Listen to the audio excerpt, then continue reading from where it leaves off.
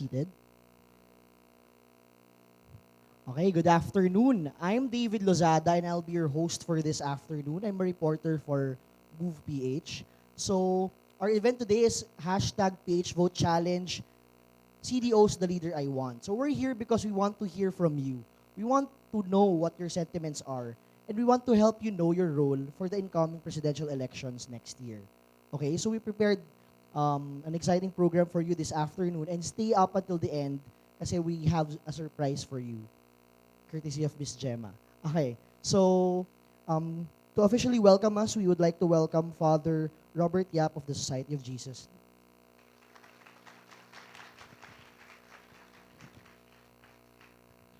Mayong hapon sa tanan. I'm very, very pleased to welcome especially the students who have come to this PH Vote Challenge, CDO, the leader that I want. And also a very special welcome to our friends from Rappler, my friend Chai Hofilenia, Florentino before. We were more or less around the same time. I'm a little older, but more or less around the same time in Ateneo. So we don't want to reveal her age. We're very grateful for you for choosing Xavier for this very, very worthwhile project. And we're very glad that you are here and conducting this event with us. Thank you so much. I'd just like to say two things in welcome about this particular project. We know that our population is very young and that there is a very significant youth vote that is out there, and I'm sure a lot of candidates are courting that youth vote. So let me get a raise of hands of who are first-time voters for this coming election. Look at that. Wow, about 80% of those who are here. So I'm really glad that you are, I hope you are excited about this coming election. It's really very interesting, both nationwide and even in CDO, maybe to tell the Rappler group that we have also a very, very interesting election for mayor here. Two of the candidates, in fact, are Xavier alumni, and they were both present at the homecoming 2 weeks ago. So I don't know whether they spoke to each other or not. But certainly the youth vote is there. I'm very glad you are here. You are interested to exercise your right and your responsibility to vote as citizens. Second, I'd like to really say that Xavier supports this particular project that Rappler is doing. It's really because we have declared that we are following the advocacy of Archbishop Tony Ledesma. For the Archdiocese, he is saying that he would like everybody to come together to work for CHAMP, that the elections be CHAMP. So C, I hope I get this right, clean, H is honest, A is accurate, M is meaningful, and P is peaceful. So that's the acronym that Bishop Ledesma has said, that we should all come together, asking the Catholic schools, even the non-Catholic schools, and also the different communities to come together to make sure that the elections are really CHAMP, clean, honest, accurate, meaningful, and peaceful. In particular, I think this afternoon's event will really help make the election for us much more meaningful. We would really like to go into a real discussion of the many serious issues and challenges that our country faces. And I think that we should choose our leaders wisely, the leader that we want, and hopefully leaders that can really address the issues and the challenges and the very serious concerns that our country faces, our city faces. So I hope that this session will really help us be a significant step in making the coming election as meaningful as we can, especially for the first-time voters. And then finally, I'm very glad that Rappler, the online newspaper, the online magazine, is running this. I am sure that this is a very social media savvy audience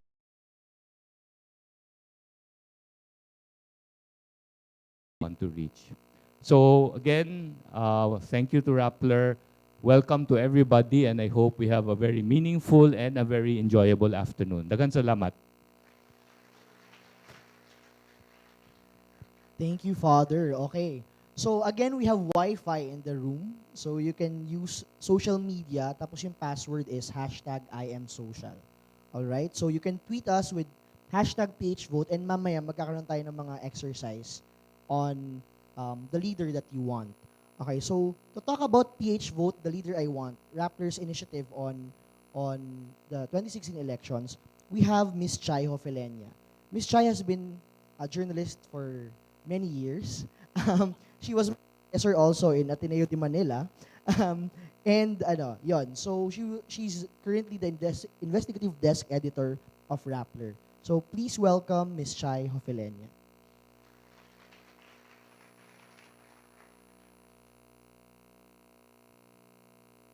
Thank you, David. Maayong hapon sa tanan. Did I get it right? Yeah. Okay.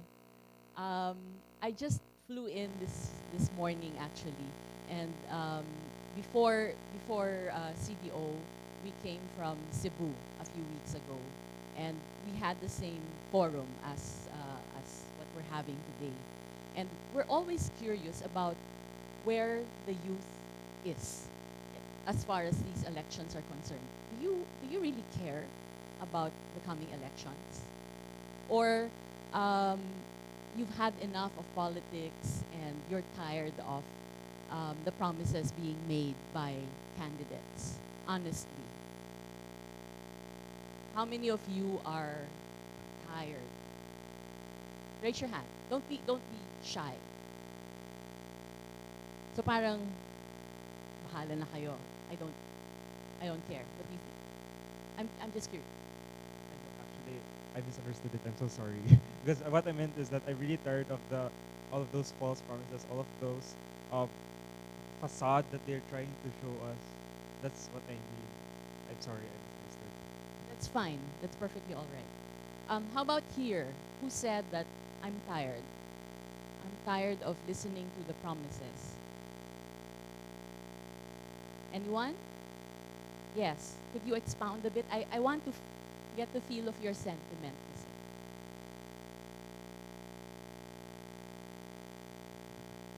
I think I'm just really tired of seeing politicians to where they are now only because they probably bought their way, or probably because people are not properly informed of what their promises are when it's just sugar coated. So that's how they came to their position now. And also, I'm tired of politicians not really focusing on matters aside from Luzon, because there's also Visayas and Mindanao, and I'm tired of social divides created by these politicians. Good. Anyone naman who has a contrary view, that even if some of you probably feel tired and don't want to listen to these politicians, you still think that the coming elections are important and that people should participate.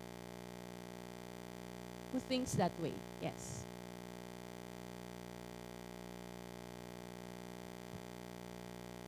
I was never been registered as a voter because my consciousness of politics started in 1981 until till present. And I realized in my own young age, way before, at that being young, I was already conscious and aware of the anomalous activities being done. Not just the lies that you call it facade. Lies is just like, or facade is just like makeup. It's a make-believe. It's not the real thing. So I was already aware during that time. And that was even exciting in the other hand, because there was a movement against Marcos' 20-year reign. And the youth were so active then. But right now, until now, I haven't registered as a voter. And the very reason is because I have thought and compared the Philippines then, until even today, with other countries, other nations. Poor that they even have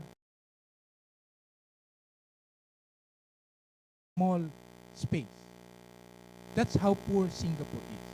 In fact, their potable water, they have to buy it from mainland Malaysia. That's how poor Singapore is. Compared to the Philippines, wow. I used to drink on the streams, the brooks, the creeks. It's clean. And I'm just making the premise in a simple way that everyone can relate in a layman's way. Technically, we were all betrayed and fraud by the government itself who claims to be ours. And this is how it happens. Number one, they no longer use our gold reserve to make some loans, but instead they use our birth certificate.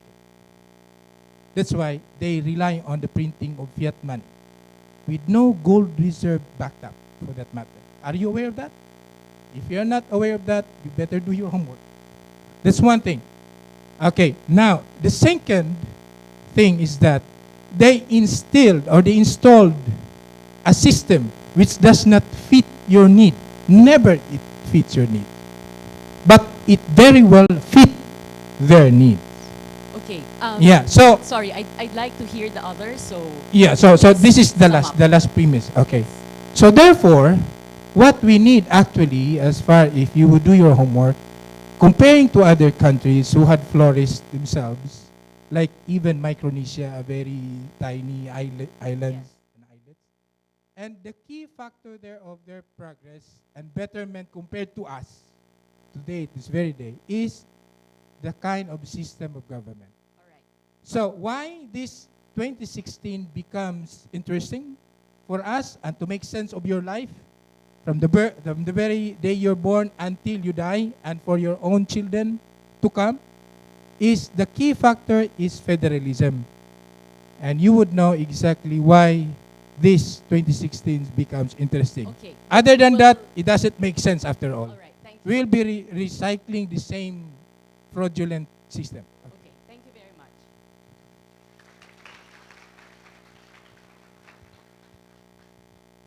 All right. Actually, on the way here, I also got into a conversation with the taxi driver, which is what I did also when we were in Cebu. Kasi I wanted to get to know nga, what do ordinary folks feel, what do they think, who are their preferences insofar as candidates are concerned. So I asked him, sino po ba ang popular dito sa CDO? Sino ang iboboto nyo? Kasi in the last elections in 2010, I think it was ERAP who won, no? And then it was Binay also who won as vice president. And then, so I would think that now that Binay is running for president, he would probably still be popular here. Pero he said, ay hindi na po. It's now Duterte. I don't know if you share that sentiment, but and then I asked, is it because taga Mindanao siya? And then he said, oo. And then that same sentiment, na kasi ang mga taga Manila, kinakalimutan naman ang Mindanao. Nauuna ang Visayas bago pumunta sa Mindanao. Nasa gitna ang Visayas. So ngayon, if there's somebody from Mindanao who will be president, then maybe there are bigger chances of Mindanao becoming more progressive. So that was one sentiment. But anyway, I just thought that he was very politically aware and very, very politically conscious and very, very interested in the coming elections. I hope, despite the cynicism and despite the whatever emotions that you're feeling about the coming elections, there would still be that interest, no, being involved in some way. And let me try to convince you why you should. First of all, what's at stake? There are over 18,000 posts, nationwide 18,000 positions to fill up. Look at the numbers. And then 100, David? it will flow by itself. Okay, so these are the positions that have to be filled. Mayors, 143 mayors and 143 vice mayors. And then for this coming elections, so many number of people filed their COCs for president. 130. Imagine that. So many.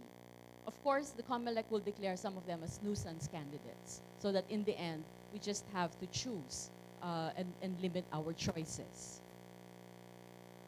If you look at the faces, these are all familiar. For a long time, we weren't sure whether Duterte was going to run or not. Diba? Parang, yes, no, maybe, if the Filipino people really want me, I'm too old for this. But finally, he made up his mind and said, yes, I am running. Interestingly also, there are more vice presidents than president. There are 6 vice presidents who are running as against 5. So it's only Trillanes who doesn't really have a tandem, although he said he's associating himself with Grace Poe.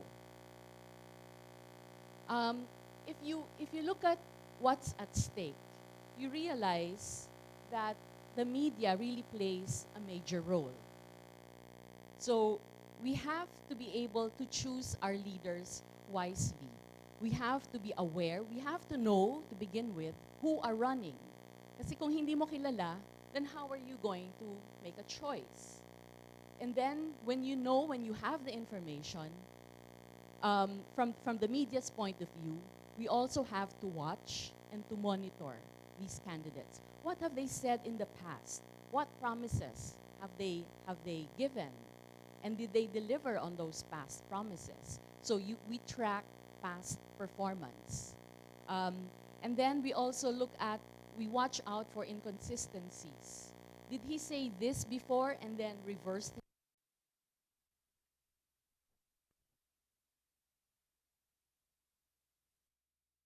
it later? Because you're right. Candidates tend to say a lot of nice things that we want to hear, and they want to make promises and pledges. But towards the end of maybe at the 6-year period, they're not delivering at all. And then as media, we also have to fact check which of the claims are true. You don't take it as Bible truth that just because this candidate says, I built so many roads, or I was responsible for this particular project, or these are my credentials, then you believe them, just because the candidate said them. So we always have to double check and even challenge. So in the end, it's all about accountability. When we choose our leaders, when we scrutinize our leaders, choices that we will be choosing from. Now, following this, kami sa Rappler, we said, okay, maybe this is something that the investigative unit of Rappler should take seriously. So this is what our unit does, among other things. We write about so many things, we expose a lot of things, but we said, let's start with the candidates because we're moving towards the election. And who was the first person who declared that he was running for president? Who was it? Binay. So we said, because he declared it, then let's start with Binay. And what did we find out? There were several things. One, and I think you've heard about this in the Senate investigations, and there were a lot of stories. No? So what was disconcerting and what was quite disturbing about the vice president are these things. Number one, contracts. We know about contracts. Public officials, government will enter into contracts. Except that in his case, as alleged, there were dummies who were involved.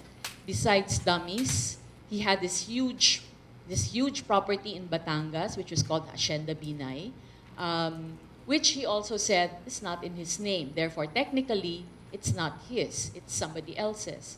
But if you listen to insiders and this is primarily Mercado, no? Who was his former vice mayor, he said that no, if you look at the names and the associations, if you have to be very legal and very technical and you look at the documents, sure, his name will not appear.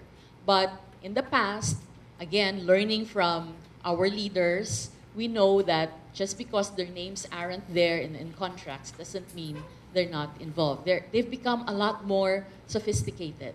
So as voters and as people who want to scrutinize candidates, we also have to be a lot more sophisticated, even more sophisticated than they are, so that the games that they play will not work on us. Okay?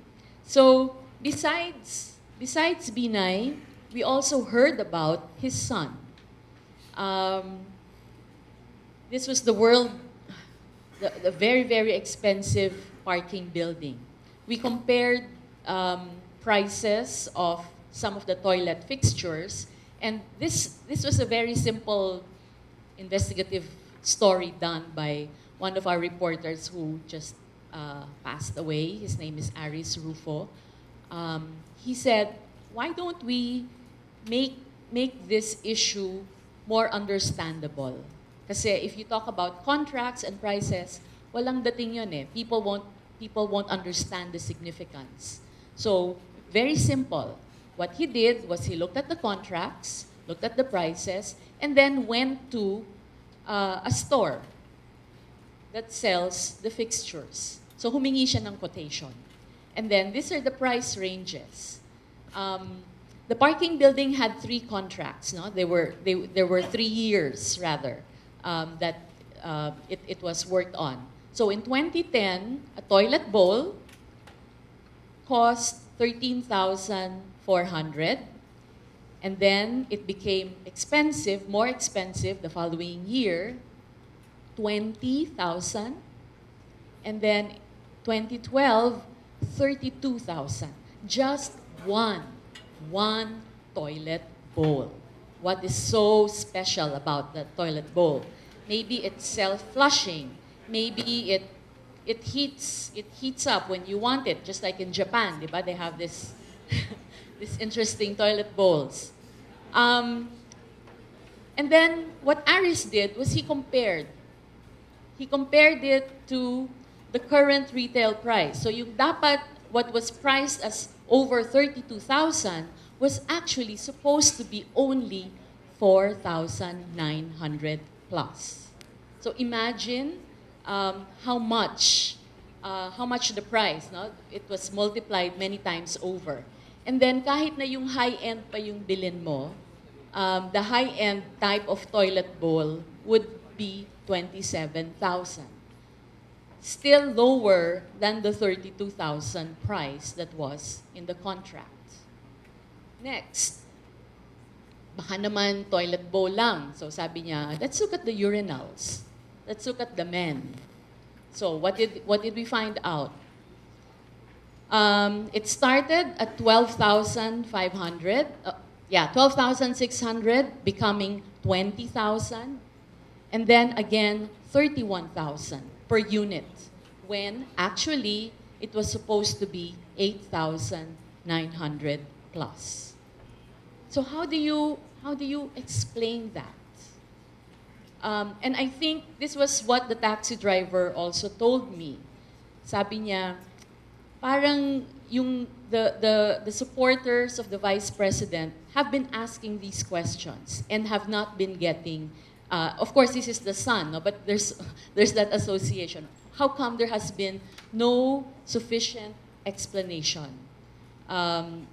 They kept quiet for a very, very long time. No? So parang the impression was they were trying to think up of an explanation. Now, this is not to say that this is what the B-Nice are all about. Because in fairness, if you look at the track record also of governance, and this is what the Vice President has been saying, if you look at Makati, they've delivered on services as well. And the poor have also benefited from his being mayor for a long time. Senior citizens get benefits. The milk bank of Makati is probably among the earliest or the very few in Metro Manila, in the big cities. So the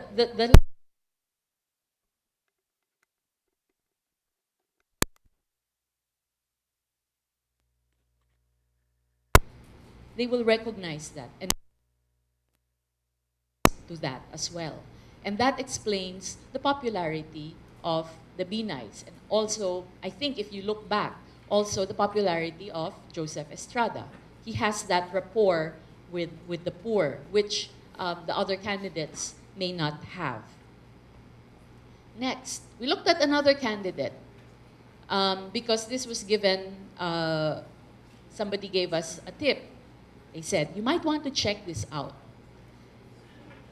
You'd expect that if you look at the resume of politicians, everything in that resume would be correct, right?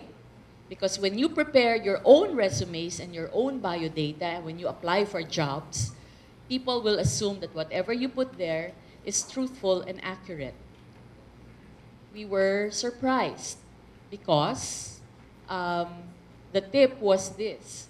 Can you please check if it is true that Bongbong Marcos indeed got the degree from Oxford and Wharton? Diba? These are very, very expensive universities, very prominent universities. So sabi namin, don't tell me, hindi totoo. Parang, what a shock if it's not true. But because nga that's the job of investigative reporters, we had to dig and not assume that everything there was correct. So what did we find out? So we checked, and then one of our senior writers and also Rappler's editor-at-large, Marites Vito, she worked on this story, also tried to get the side of Bongbong, but Bongbong would not talk to her, really evaded her like a plague. And then all he said was, no, it's correct. My claims are accurate. There's nothing wrong with my claims. And he said, I got a diploma in political science. Very nuanced, take note. Kasi sabi namin, wait, the question is, did you get a degree? A BA, a Bachelor of Arts degree from Oxford. And then he said, I got a diploma. No, there's a difference. There's a difference between a special diploma and a degree. But of course, people who did not know, people who think that basta you get the diploma equals a degree, no? So anyway, so there was a lot of back and forth, no? And then we checked with people who studied in Oxford, friends who were in Oxford, and they checked the class list. The class list, parang alumni records. So normally, if your name is on that list, that means you took the exams, you got the degree, you got the credits. Was his name there? No, it wasn't. So we said, okay, alarm bells, red flags, something's wrong here. So we kept on, and then Oxford was very secretive. I don't know if Ateneo or Xavier is like that also. Like if we checked on the alumni records of politicians who studied here, we don't know if we'll get the same response as Oxford. We hope not, because we believe it's about transparency and accountability. That's also part of the responsibility of universities. But anyway, so Oxford told us that Mr. Marcos got a special diploma. And then in the end, what happened was he changed his resume, which was on the Senate website. So if you go back, interesting. Go to the Senate website, go to his resume, and then check. So what is now there is that he got a special diploma, not a Bachelor of Arts degree in philosophy, politics, and economics. The original resume, in fact, had it wrong. It didn't even say philosophy, politics, and economics. Parang namali yung order. So obviously, the one who prepared it, the staff, was probably not very, very careful. So what the fact-checking did was to correct something that was factually inaccurate and wrong and misleading. So I think as voters, you should also be doing this. If you have the time, like political ads, you've been seeing political ads, right? And politicians have been making all these claims. Check. If they say that I've been doing this and I was behind this, check. Are they actually telling the truth? Now, after checking on some of the candidates, and this isn't done yet because we've just uncovered two, no? And in fact, there was a third one, not a presidential candidate, but a senator. Again, false claims. Pero maybe learning from the response of Mr. Marcos, did you monitor this? Are you aware of who this senator is? Yes, it was Ralph Recto. He did not get a degree from De La Salle University. He did not finish. He was not able to complete his thesis, but he went to College of St. Benilde. College of St. Benilde is part of La Salle, but College of St. Benilde is not De La Salle University. So di ba may nuances, may gray areas, and they're very slippery.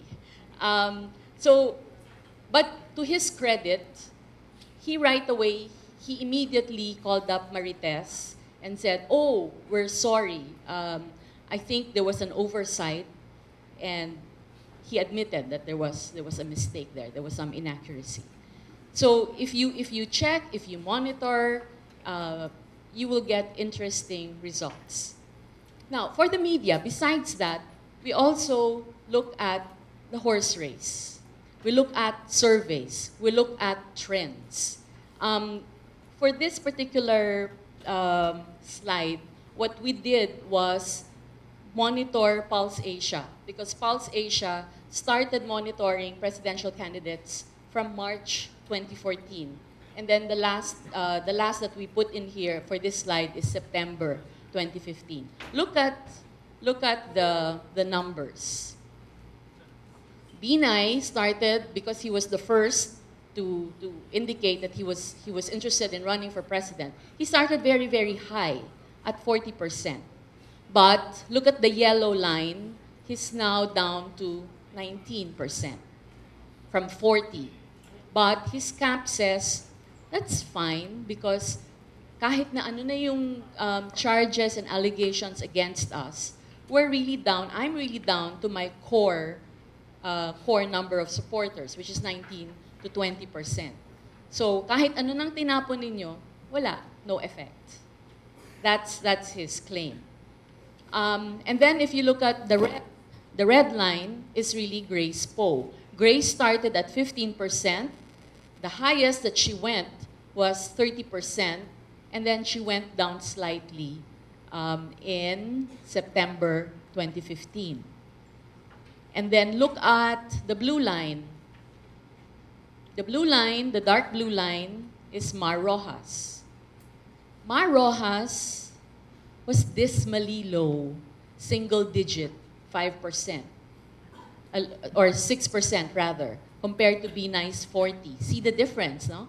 And then he went up, he went down, and then he shot up in September 2015, 20%. And I think this is the effect of Aquino's endorsement. So mukhang merong effect pa pala yung presidential endorsement. And then Miriam Santiago, because maybe people know that she has cancer, and even if she says that I'm well, I'm okay, people are still wary. No? So they're not really that hot about choosing her. So she's down to 3%. And then Duterte. Look at Duterte. Very interesting. 12% in March, 15, 16, and yet all this time he's saying, I'm not interested. I don't want to run. I'm too old. I haven't made up my mind. So flip-flopping, and yet 15, 16%. the latest reports indicate that he went up after he said that I am running, and then he yon definitive na yon.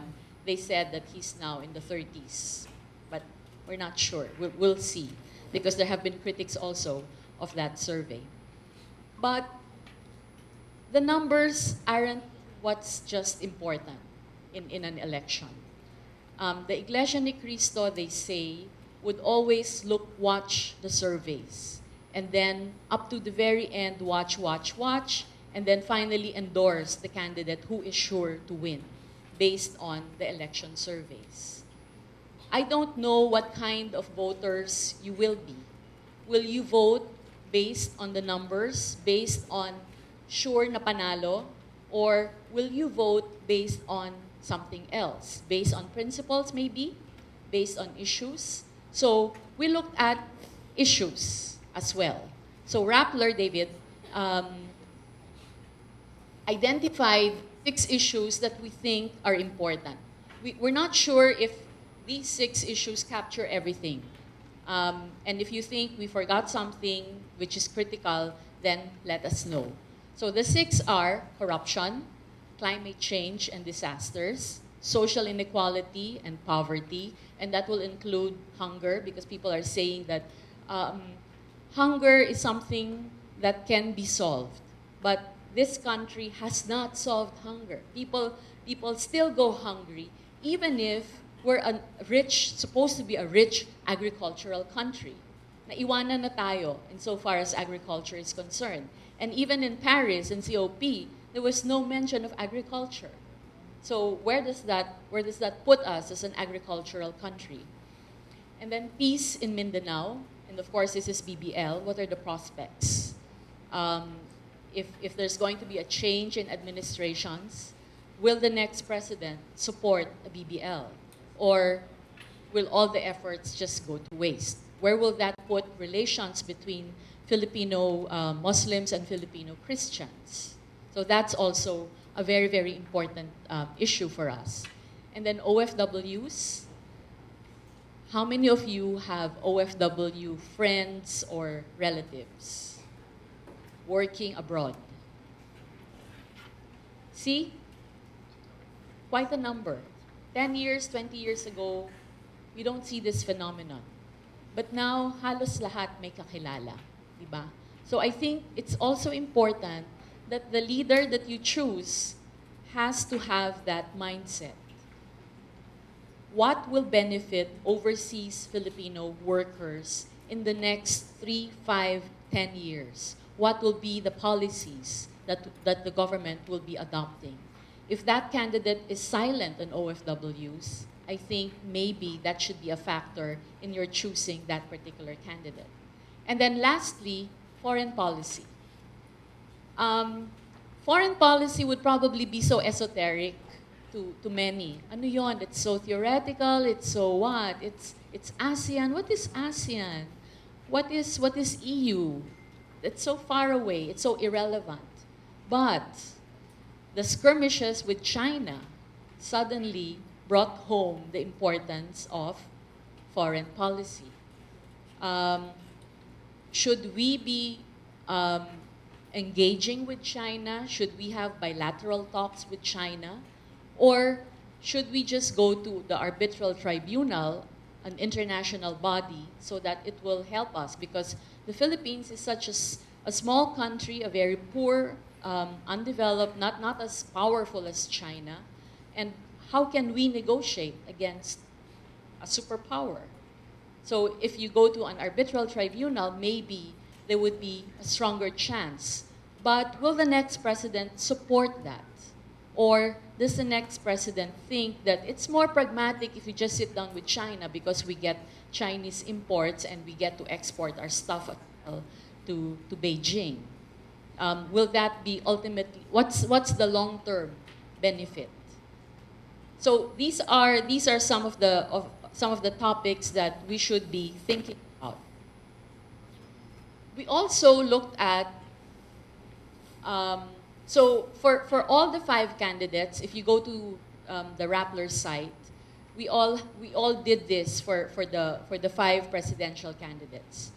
What are their positions on the 6 issues that we identified? So that should be very helpful to you. Where do they stand? What declarations did they make in the past dun sa 6 issues that we listed? Not just not just the president, but also the 6 vice presidents. So take the time to read where do they stand, what have they said on these issues. And then sana, yun yung maging basis natin for choosing our candidates. Not just the survey ratings or not just what your family says who you should vote for or your barkada. Which now brings me to the next point. We should really be asking ourselves, what kind of leader do we want? What kind of leader do I want? Is it a leader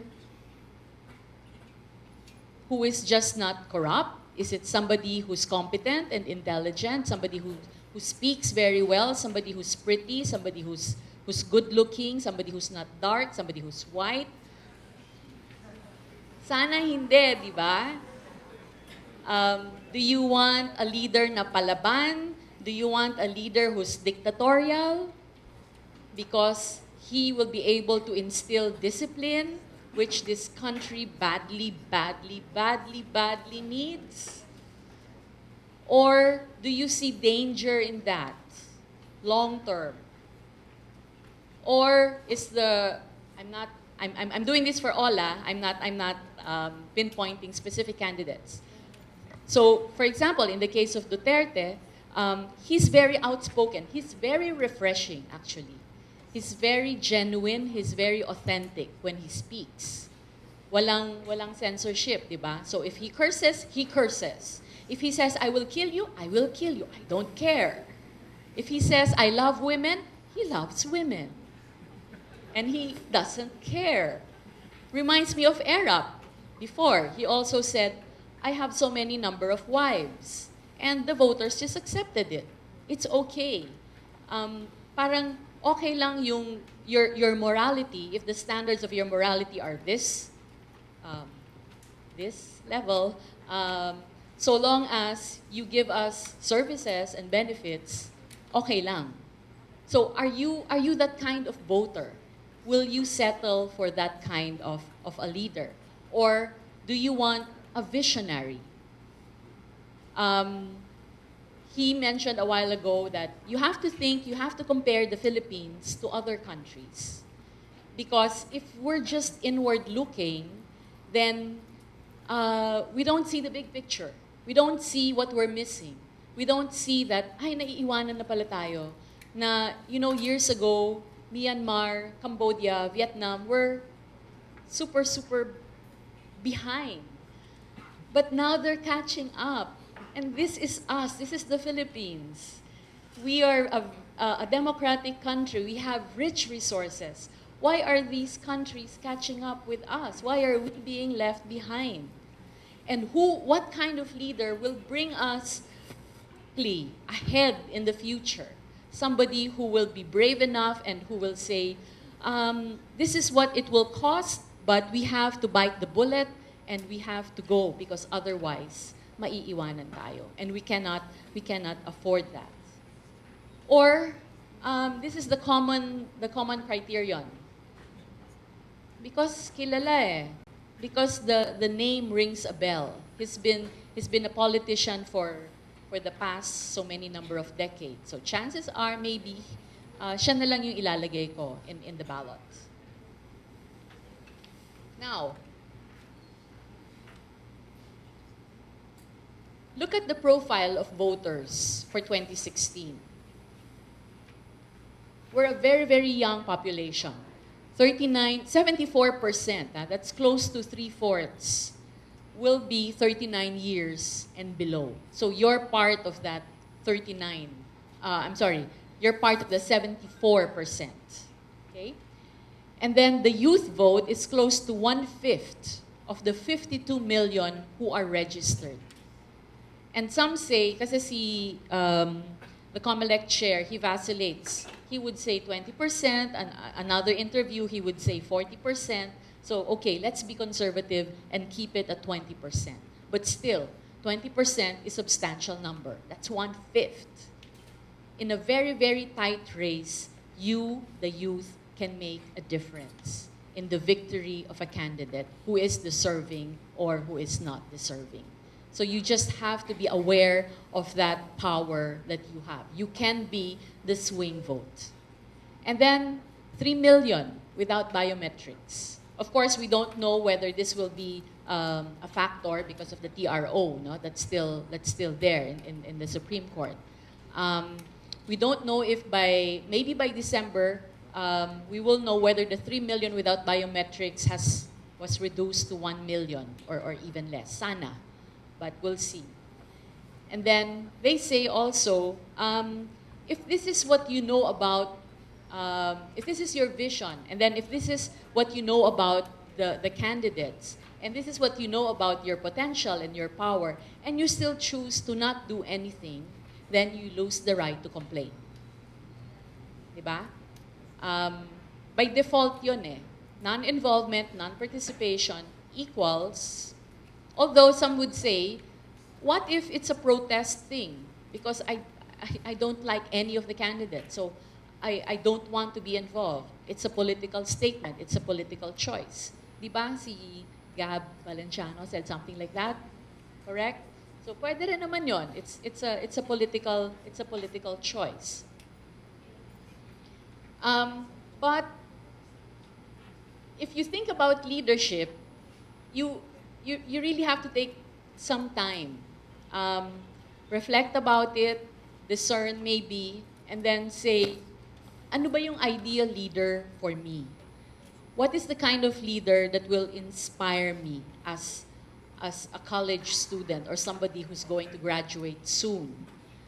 Is it somebody who has a vision, who will inspire me, who is brave enough to take risks, somebody who will not take forever to decide to take on this project or fly to this particular area because it's flooded and tough decisions have to be made? Ganun ba yung choice? Or do I want somebody na hindi lang intellect or hindi lang panay heart na panay charity and all that, but a combination of heart and mind? Who is the closest? Who will approximate that characteristic? Next. And then they say that this year, the next elections will be probably the first election where social media will play a huge part. And some candidates have not realized this. We saw this in the US, in the case of Obama, for example. He used social media very, very well and very, very effectively. And the candidates here are sort of lost. Parang, but that's the US, this is the Philippines. We have very, very bad connectivity here. The internet doesn't work, Wi-Fi doesn't work. So how can we use social media? But if you think of it that way, that's putting yourself in a box. Pero di ba nga, the challenge is, you have to think out of the box. You have to think of the future. You have to think 10 years, 20 years ahead, so that you will be steps ahead also. So why will social media matter? Look at the numbers. Again, I will start with data from the US. According to Pew Research, 66% of social media users are actively engaged in political activism online. And then, if they are activists online, that will also translate to activism on the ground. Is that true for you? How do you use social media?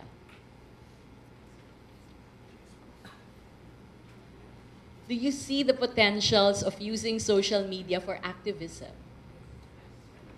Yes? Okay. We can discuss that later, no? But that's one thought. And then second, the MacArthur Research Network on Youth and Participatory Politics says, youth who are politically active online are twice as likely to vote. because nga merong activist streak.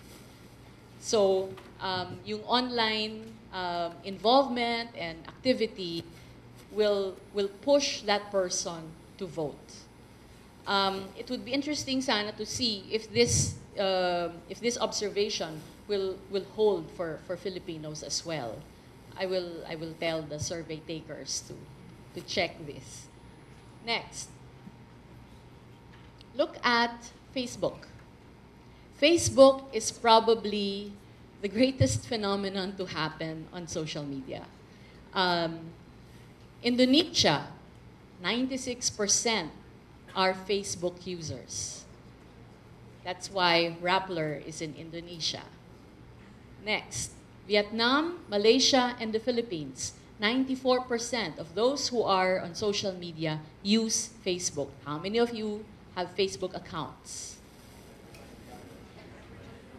Yes, all, di ba? Hindi, baliktarin ko. How many of you do not have a Facebook account?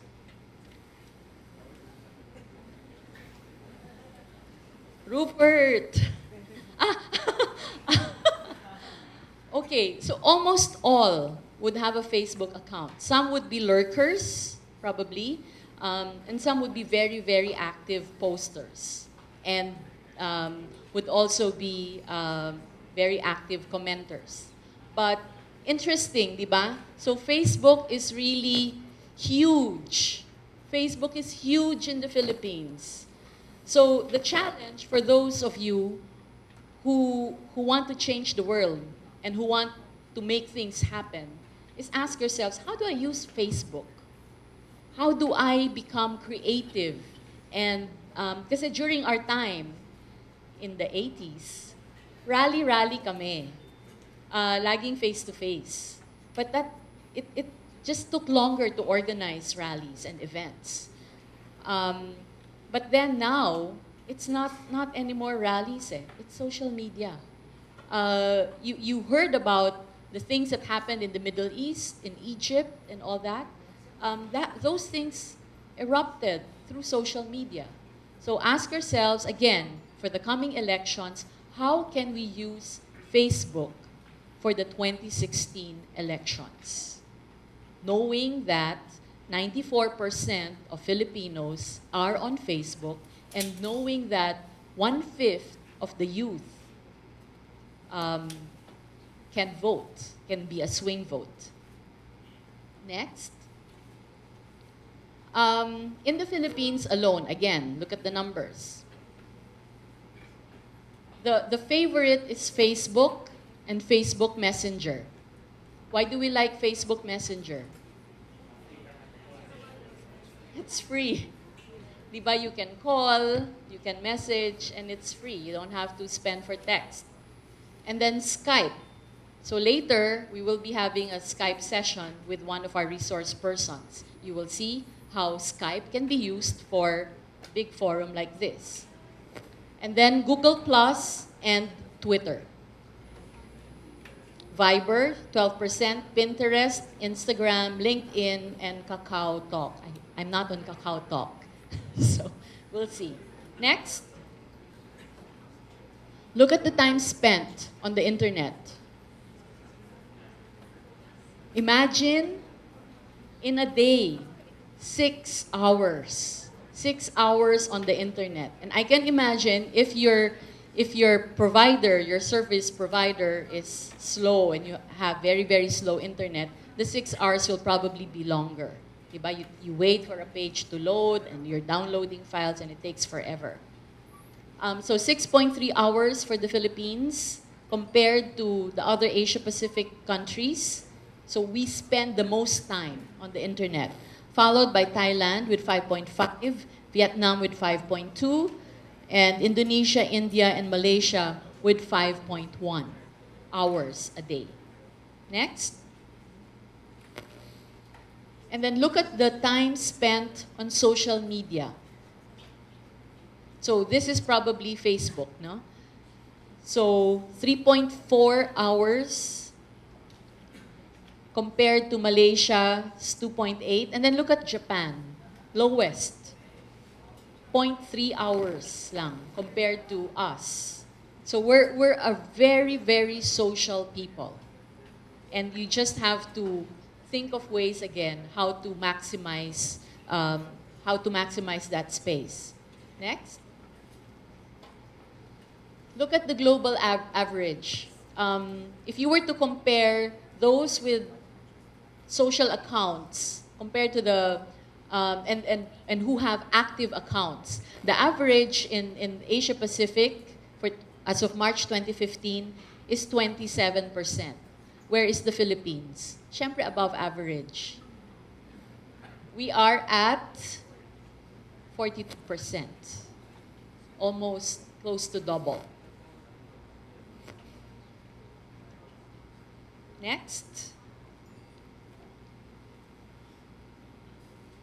They say that social media has a lot of potential. Why? Because when you're on social media, diba, you have relationships, you have friends, you communicate with friends, you converse with friends. And why are you active? Because there's an element of trust. In fact, you share what your friends have on their Facebook feed more than probably what you get from media organizations directly. Diba? If your friend likes a story, chances are you will also be sharing what your friend likes because you trust your friend. And because you trust your friend, that friend and you will also have the power to persuade each other. So translate that to elections. If you're on Facebook and you use Facebook, then the chances of you being able to influence the vote of your friend using Facebook will probably be higher. That's one very, very practical use of social media. So the question is, what kind of information will you be posting on your Facebook pages? Are these just pictures of food, pictures of yourselves, selfies, pictures of your friends and your family, or will you try to post something more substantial? Because when you post something more substantial, then you're sharing information and you're sharing knowledge, which is critical to choosing your candidate in 2016. If you think about it, diba, there are trolls. There are trolls on Facebook and on Twitter. They will hit you like anything, even if they haven't read your entire post. So you react violently, and before you know it, you're fighting and you're quarreling. It's not very enlightening if you think about it. But if used in the correct way, what Facebook and social media can do is really strengthen participatory democracy. Because that's what it is. It's freedom of speech, but freedom of speech with responsibility. It's not freedom for the sake of freedom. Diba? They always say that no one is totally free.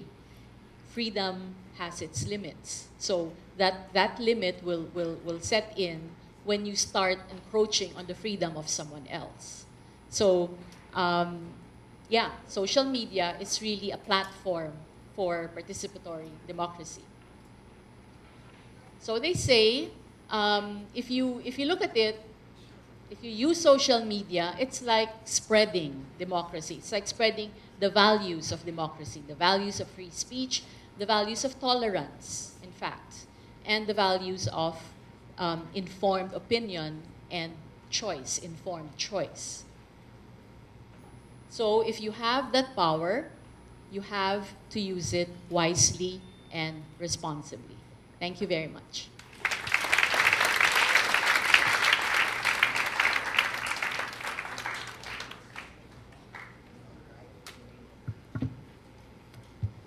Hello. Okay, so do you have any questions for Miss Chai Hofelenia about the elections, Facebook? We have time for 2 questions. Miss Chai will be flying out of CDO later, so if you have questions, ask her now. Questions?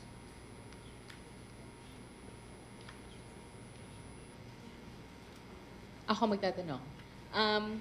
you said a while ago that you've been using your Facebook accounts for substantial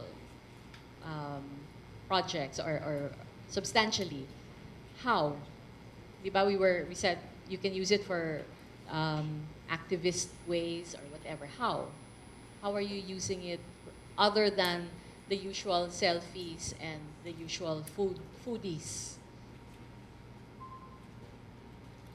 Has anyone started anything here in Xavier U? Yeah. Could you tell us about it?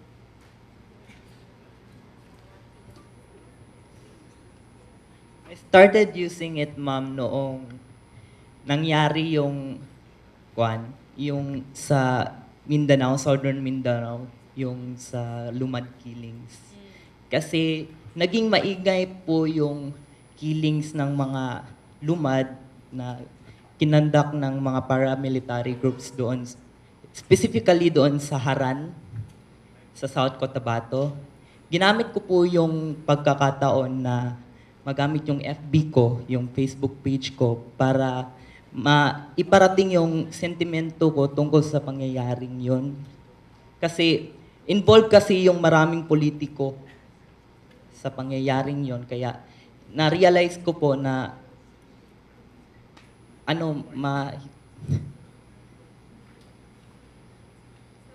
mahirap kasi yung sitwasyon nila, ma'am, kasi walang nakikinig sa mga lumad at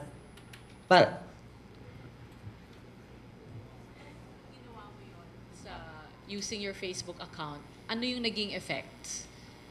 actually, ma'am, marami po kasi, pero ito yung pinakamalaki, yung naibahagi ko yung kwento, tapos narinig yung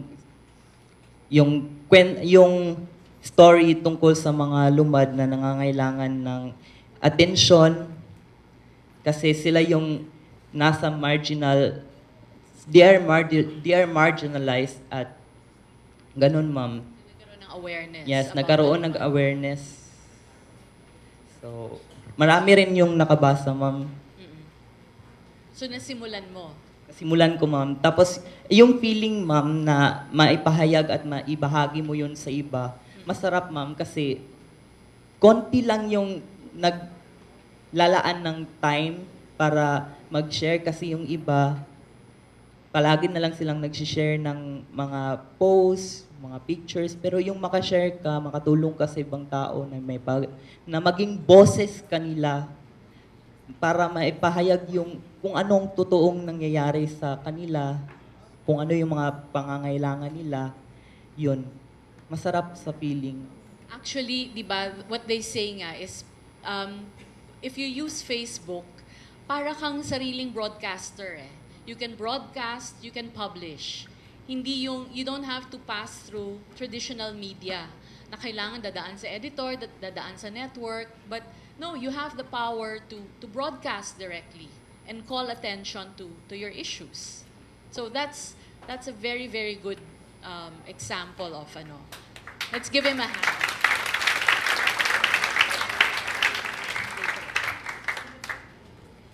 Others?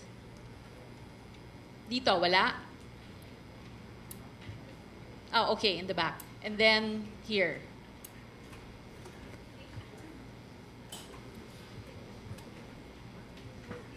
For us, social media is very useful, especially we have advocacies. Just like this, like in elections, we have now Liok 2016, and it's also for Champ 2016, which is for clean, honest, and accurate, meaningful, and peaceful elections. So for me, for us, we have an organization, KKP, Social Involvement Office in Xavier University, and social media is the great part in our advocacies. But somehow, social media, if we try to opinionate what we want to we want to say, it's hard for us. Kaya sometimes, it's not that it's effective in somehow. Pero as we thoroughly experience, based on empirical observation, some students are somehow apathetic of what is happening. But usually, if, for example, I try to post, for particular opinion in Facebook about politics or about environmental issues as other issues, usually it's useful sa akong sa friends ko lang. Okay? Yes, ma'am.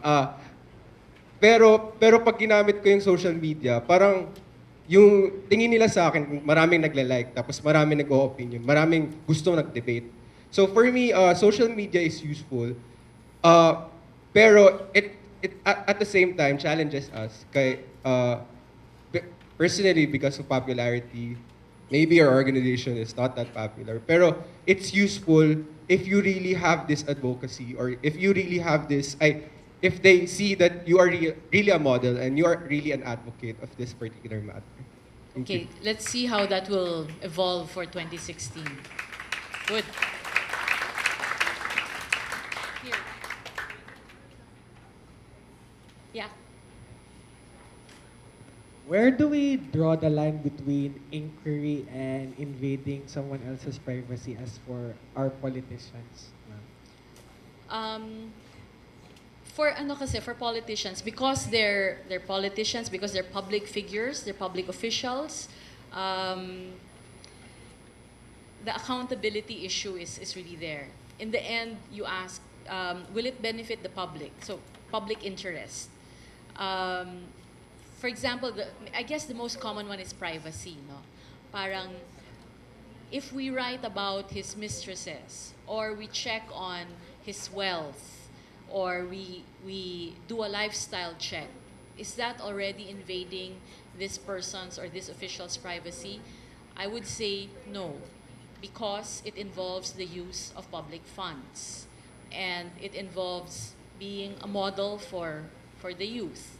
So now, if there is no effect on governance, for example, then maybe we will keep out of it.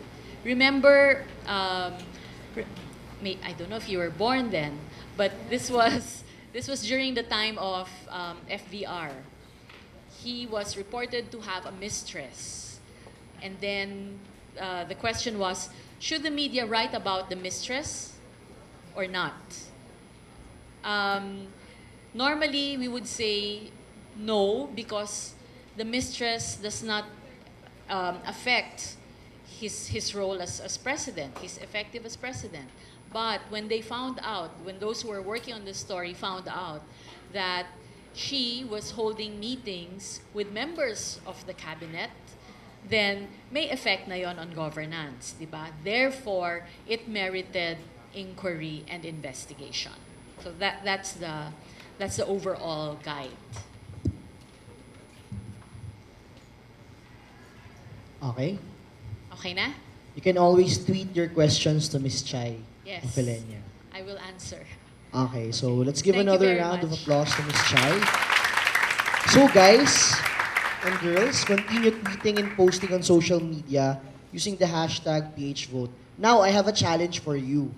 After that discussion, okay, when you tweet and post on social media, tweet using hashtag PHVote, then the name of the candidate or the presidential candidate that you're planning to vote, and tell us why. Okay, so the best opinions like hashtag PHVote Rojas or hashtag PHVote space Duterte. Ilagay nyo doon, then sabihin nyo kung bakit. Because I believe in federalism, or because I believe in his stance on gay marriage, ganon.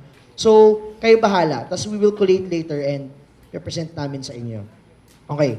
For the next speaker, we have to talk about data, community, and the 2016 elections.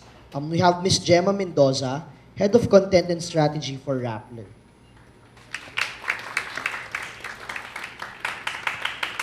Ano? So, good afternoon. Sino dito ang may computer science subject? Wala. Okay. O, ganito na lang. Sino dito ang nakapaglaro na ng Excel? You know, spreadsheets. Sino? Itaas ang kamay. Okay, may konti, di ba? Okay. So, now, the reason why I'm asking is because, I'm gonna talk about data and basically, data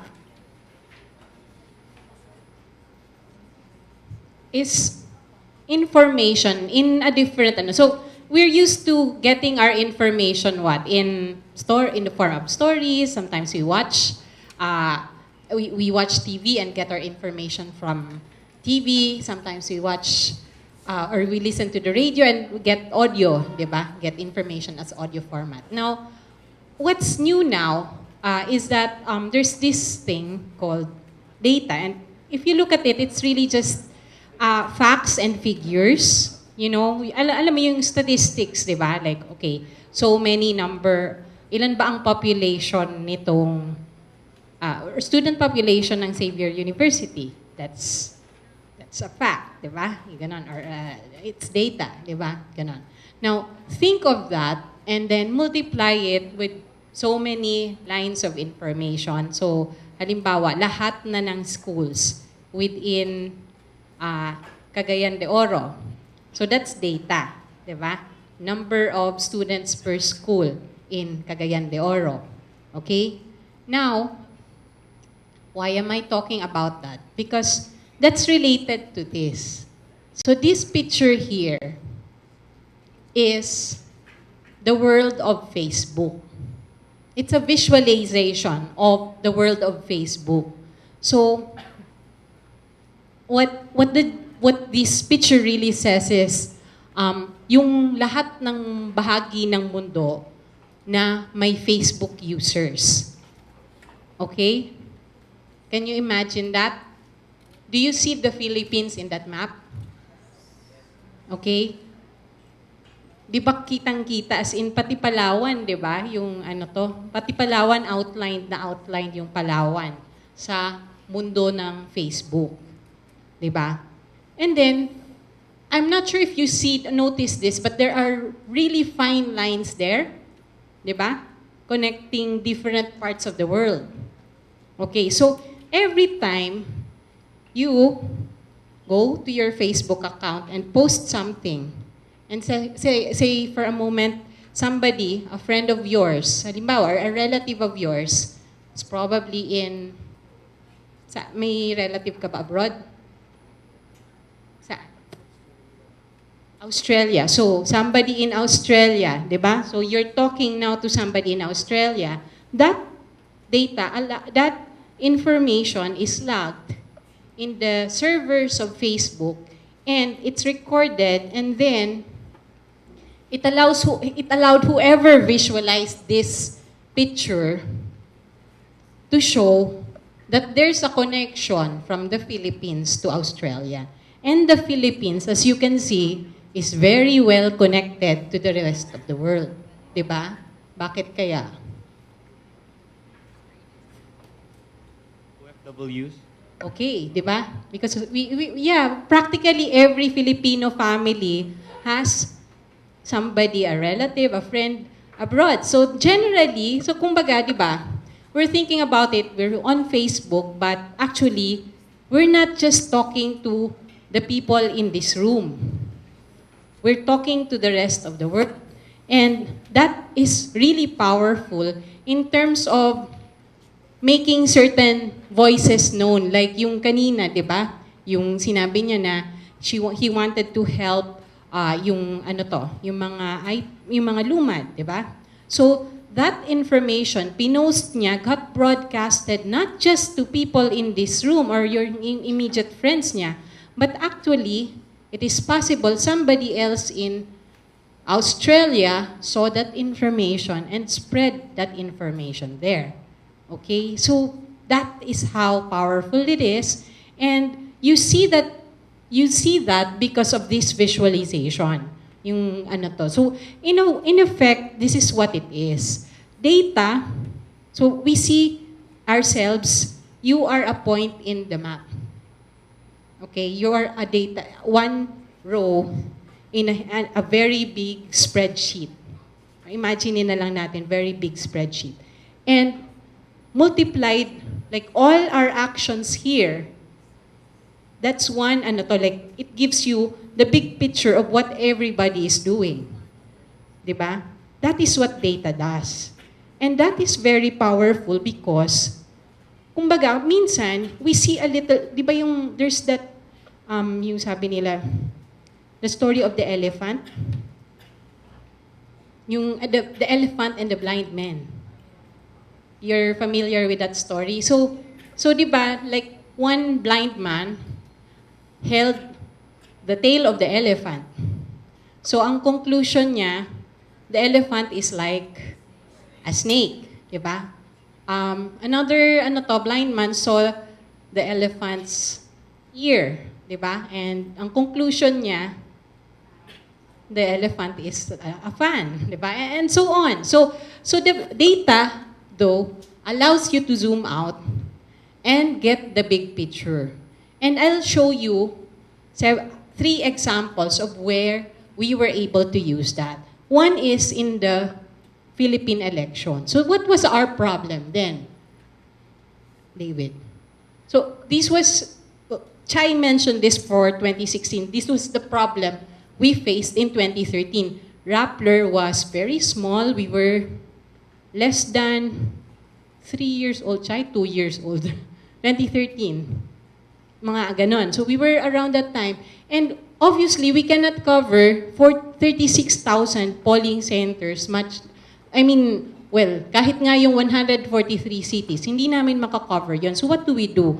Or how do we see the elections how do we cover the elections fully? Then there's another problem. Next. This is something that media organizations have always been accused of in the past. So sometimes we don't give, we give snapshots of the data. We're accused of that. We give snapshots of the data. That's, parang giving a skewed, of the picture. So how do you present the big picture, the whole picture? Ganon. So that was our, that was the challenge. And this is what we did. So we studied, di ba, automated na ang elections, di ba? So basically, you start from all these PCONs machines out there, and all the votes going in, from one machine is transmitted to the COMELEC. So, yung ganon. We studied the whole system, and we looked for ways to render the data. Next. And this is what we were able to do. We were able to show data down to, as they are served to us, we were able to show the data down to the precinct level. And then, next. And then we were able to show yung final rankings, ganon agad, in visual formats. May video ito na to show you.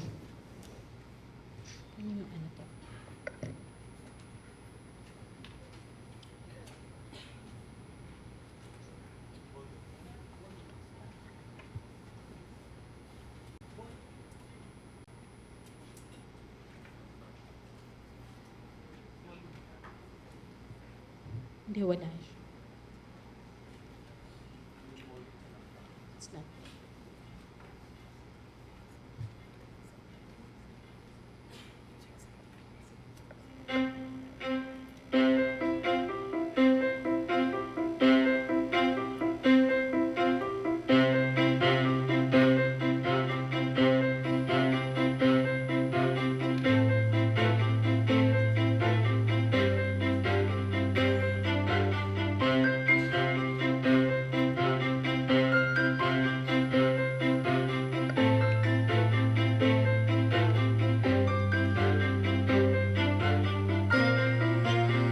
So what does this video show you? It's yung because automated na yung elections, di ba? Digital na yung elections. The process by which we watch is different now. And since there were people here who said they will monitor, di ba? The elections, we probably should be thinking of a different kind of monitoring. Di ba?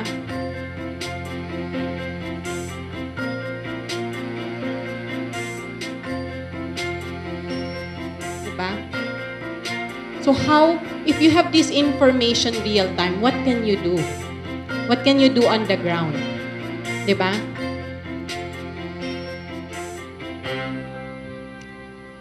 Next.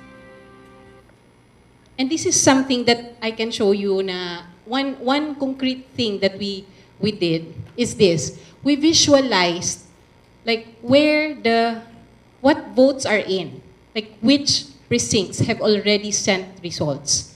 And this is, this is the final snapshot. Kanina nakita nyo to dun sa video, di ba? This is the final snapshot. Do you see the reds?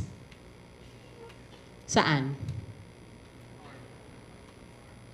That's ARMM. Actually, specifically, yung Lanao del Sur, less than 20% of the votes came in. Tapos merong curious thing here, pink. That inset is National Capital Region. And that's actually very curious for us. Kasi, guess what city it is? That's Taguig. So, nakakapagtaka kasi, well, hindi sila nakapag-transmit. Bakit? Di ba? And those things, we can, di ba? Bakit hindi na-transmit ng results, di ba? Then that means the results came through somewhere else, the results that were counted, and we weren't able to audit the results. Okay, so this thing is what data allows us to do. If we analyze the data, we see action points. We see points where we can probably intervene, maybe like in the next elections. So this is the data in that another view of the data. Yun yung yung column, yung vertical, that's when yung pinakamataas na number of results came. That's the time, hourly results yan. And then yung horizontal, yun yung mga provinces. And if you see, yung unang bugso, very dark blue, di ba, coming from the machines, and then slowly tapering down, di ba? And 23% of the data didn't come in. Now, this is worrisome. The next slide is worrisome. 2010 versus 2013. Next slide. 8% nung results came in 2010. Nung first time nating ginamit ang automated system. 2013, biglang 23% ang hindi natanggap. Ano kaya yung mangyayari next time? Diba? Okay? So, think about it when you plan how you monitor the votes in 2016. Okay? So that's one use case of data. I'll show you another use case for disasters. So here's the problem, diba? How do we achieve zero casualty? Diba? Zero casualty daw ang goal ng government for disasters. But is it achievable? Because ito yung facts. Alin ang pinaka-at-risk na countries? Nandun tayo syempre sa top 10. And if you look closely at the list, numbers 1 and 2 are small nations, very small nations, less than 1 million. Ang Pilipinas, in effect, among the most highly populated countries in the world, we are the most at risk. Diba? So given that, how do you achieve zero casualty? And this is why we thought of Project Agos. So, ganito lang kasimple yung concept nung una, nung Project Agos. Basically, next slide. Get the public involved. So, this is something you will hear from us every time there's a disaster. You compose, we are going to ask you, essentially, this is something we ask all the time, tweet about what's happening in your area. And this is why we do that. Next. Who here has uploaded pictures to YouTube? Or, sorry, video. Sinong nakapag-video? Sino may YouTube channel? Okay. Now, this video was the first video on location. Dumaguete, di ba? Sendong, Typhoon Sendong. Now, at the time, walang media organization na nandun. Di ba? But this video gave people an idea on what was happening, how big the calamity is. The calamity was. Di ba?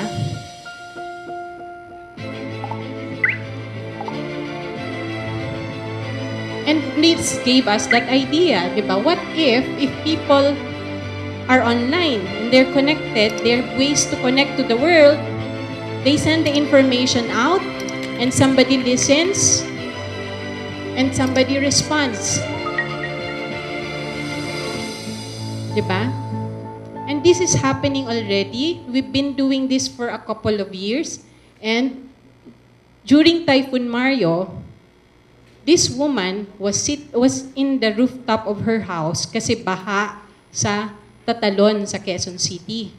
So, baha, buntis siya, she was in labor, she couldn't find help. Bali, they tried calling the barangay captain. Siguro kasi Tatalon is a barangay that's really big. Walang sumasagot. So, Gabriela, so her friend, a friend of hers, texted somebody in Gabriela, and Gabriela tweeted about her condition, that she needed help. She's already in labor. And our team, who were monitoring Agos, monitoring the system, monitoring the social media, saw that tweet. And she got help. So that was, the information was transmitted to Red Cross, and Red Cross came in and rescued her. And she gave birth an hour after she was brought to the hospital. Close call, the baby is fine. She was at one of our forums. Ganon. So that's one thing that's possible with data, with all this information, diba? With people collaborating, using their Facebook, using Twitter, using YouTube, diba? Using social media. And this is something we've been working on with various government agencies, using this as well for disaster preparedness, not just for response. And this is something that we envision sana will happen every time there's a disaster. Typhoon Glenda, known internationally. So we know as already monsoon, where intensified the hazard-prone into areas the are. tropical summer area Tuesday. What if the government agencies are doing their job and doing, yung mga things that need to be done before a disaster strikes? Like, diba, get the people out already, get those who are mostly at risk out of the harm's way, diba, and preparing.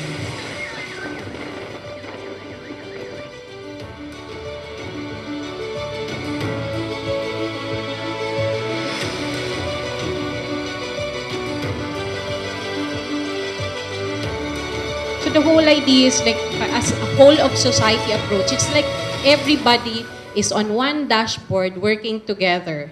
And during disasters, whenever there's a typhoon coming, we actually activate like this workflow. That's something that move, and well, Rupert here, si David, they're all involved there. We're often there sa OCD to help monitor calls for help, things that need action on the ground. And we're hoping, actually, this is something we're working on, sana, you will be part of this effort. Diba? You will be part of this effort to monitor whenever there's when there's a disaster or calamity, you will help to help monitor the people in need. So that's something that can be done with disasters. And finally, let's look at something, a service that can actually, that I'm sure affects all of us. Who here does not go through roads when going to school? Sino? Wala, di ba? Everybody uses roads. So, what if I tell you that among the ASEAN countries, tayo yung kulelat when it comes to roads. Ayan, yung nasa dulo, nasa baba, that's that's Myanmar. So, tayo yung sunod sa Myanmar. Okay. Now, here's the thing. Our road networks, laki-laki. Diba? So, there's actually, it's a big network and most of it is unpaved. And what if resources are scarce? Diba? Paano mo mapapave yun lahat? Diba? So, that's when, diba? So, very big network. Sabi nga nila, ano na lang daw, parang halfway to the moon na.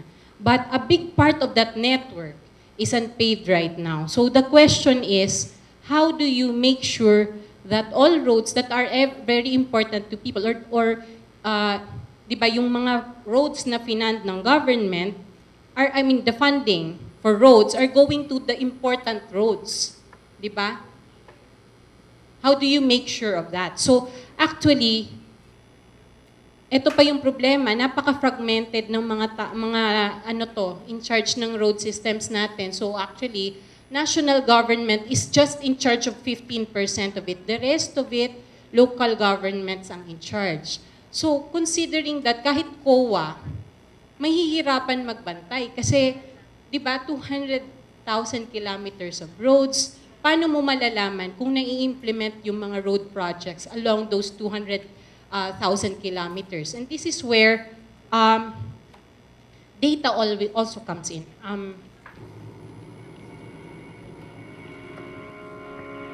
This is a road project we went through. Dito sa I'm sure kilala nyo to.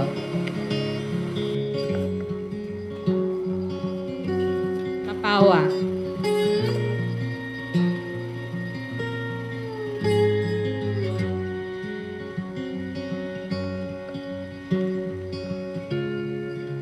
So meron dyan road project. It's a tourism road project that was recently Ito siya. And it leads to this giant tree. Have you been there? Dao daw yung pangalan ng tree. It's supposedly 350 years old.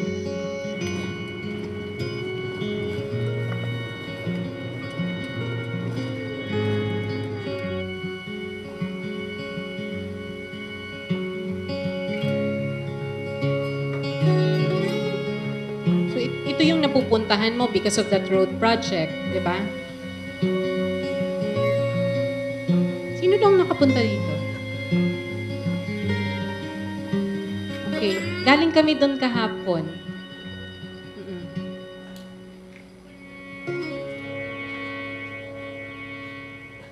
So, what if I tell you, so, dun sa project na yun, something like 58 million was allotted for that project. Would you agree? Was it a correct choice? Na maglagay doon? Or are there other roads in the city that needs to be prioritized? Diba? So those are things to think about. And think about it. What if you pitch in and you become part of that decision-making process? Or to begin with, do your leaders ask you what matters? What roads matter to you? What are the important roads that need to be prioritized? Diba? What if you can use social media to send that message out? Na these are the ones that are important, not that. Diba? Not saying that this is not important, but maybe there's something that is more important. Diba? Okay, so anyway, I'll leave you on that note because we're going to the next speaker. No? Okay, so thank you, Miss Gemma. For our next speaker, before I go to the next speaker, take note of the hashtag open roads. Kasi later, we will announce something and you will have a chance to win up to 20,000 pesos for open roads. Okay? So listen well and stay until the end because I won't say it until the end. Okay. So continue tweeting din sa hashtag PHVote for a chance to win Rappler merchandise. Okay? So, again, ano yung challenge ko sa inyo kanina? Hashtag PHVote, space, sino yung leader na sa tingin nyo iboboto nyo and why. Okay, yung best answers, may prize. Okay, sige. So, habang nag-set up, offhand, sino dito, or ano yung pinaka-importante for you relating to open roads? Ano yung pinaka-importanting road network for you in CDO? Ano yung pinaka-importanting road in CDO for you? Isa-isa, yes. Yung National Highway po. Bakit? Kasi the National Highway is the most traveled. Importante siya kasi hindi lang kami gumagamit. Yung iba, so more traffic means more wear and tear. They have to maintain it. Okay, National Highway. Meron bang ibang answers? Ano? Yes, ma'am? Okay. Sige. Sa likod, sorry. Yes. Import- Sa immersion namin, there are roads going to Bukidnon to Lumad areas. And personally, I'm conflicted with these roads that need to be paved because with open roads, they bring development. So these Lumads would really benefit from these roads. Pero I fear that their culture might be changed with development. Um, so yeah, the roads to Bukidnon and also the roads, especially to Lagindingan, because when they come to Cagayan, it's not really well paved, and so mahassle yung trip nila to Cagayan. All right. Sige. So, hang on to that, to your thoughts about roads because yung next speaker natin is about open roads. So, why road networks matter to you? We have Kai Kaiser here he's a senior economist with the World Bank. So, you can tweet him your questions with hashtag PageVote. Kai?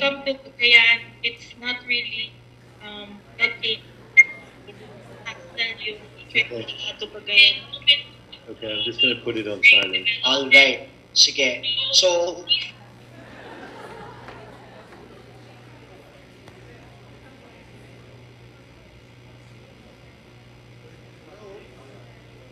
from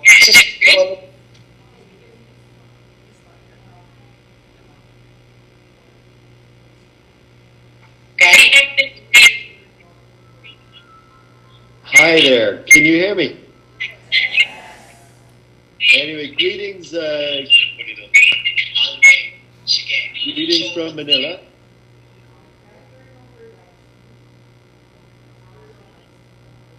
Okay, let me just get the live stream out of there. That's a good point. Oh, good. Okay, now that's what we learned about technology. Hi there. Can everybody hear me now? Anyway, welcome. Sorry I couldn't be there with you today, but I will hopefully be there in Cagayan de Oro tomorrow. And let me just say it's a pleasure and also listening to the discussions today. I just wanted to talk to you very quickly about roads. I think Gemma has already introduced the topic a bit, but we're really looking forward to getting all of you engaged around the issue of roads. And I already heard some very interesting comments and feedback. But maybe I can throw a couple of numbers out at you, and then we can bring this back to your own environment in Cagayan de Oro and the roads in the area of Cagayan de Oro. But just to summarize it, I think while the Philippines is challenged in terms of the number of roads that are unpaved, both on the national network but also on the local network, Mindanao has had a particular challenge for infrastructure. And I know the national government is quite committed to paving all of the national roads by the end of 2016, at least the national primary ones. But our work at the World Bank, where we're really concerned with poverty reduction and inclusive growth, suggests that actually quite a number of the roads that are under the authority of the provinces, the cities, the barangays, and even and the municipalities are really quite important for different forms of economic activity. But as Gemma was already saying, getting you to school, getting you to clinics, and getting to others. Now, I also want to say that for 2016, the government is actually planning to invest one out of 20 pesos in the GDP, in the national product every year. That's 5% of GDP into improving public infrastructure. Now, that's a lot of resources. And what we are trying to do with Open Roads and the discussion with you is really to try to stimulate a conversation about, first of all, understanding, do you actually know in your area what roads are being built?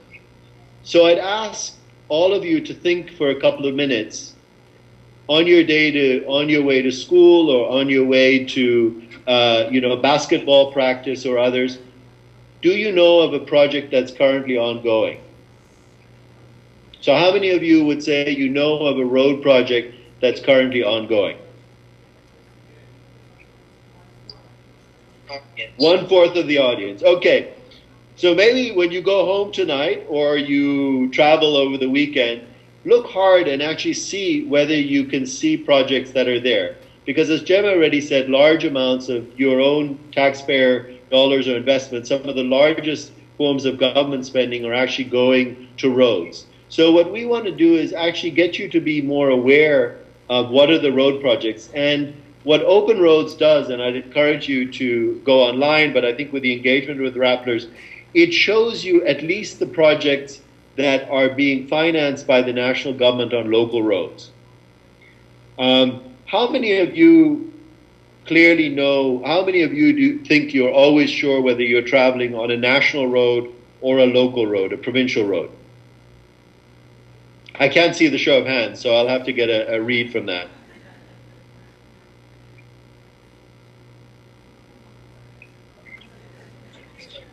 So how many of you know where there's a provincial road?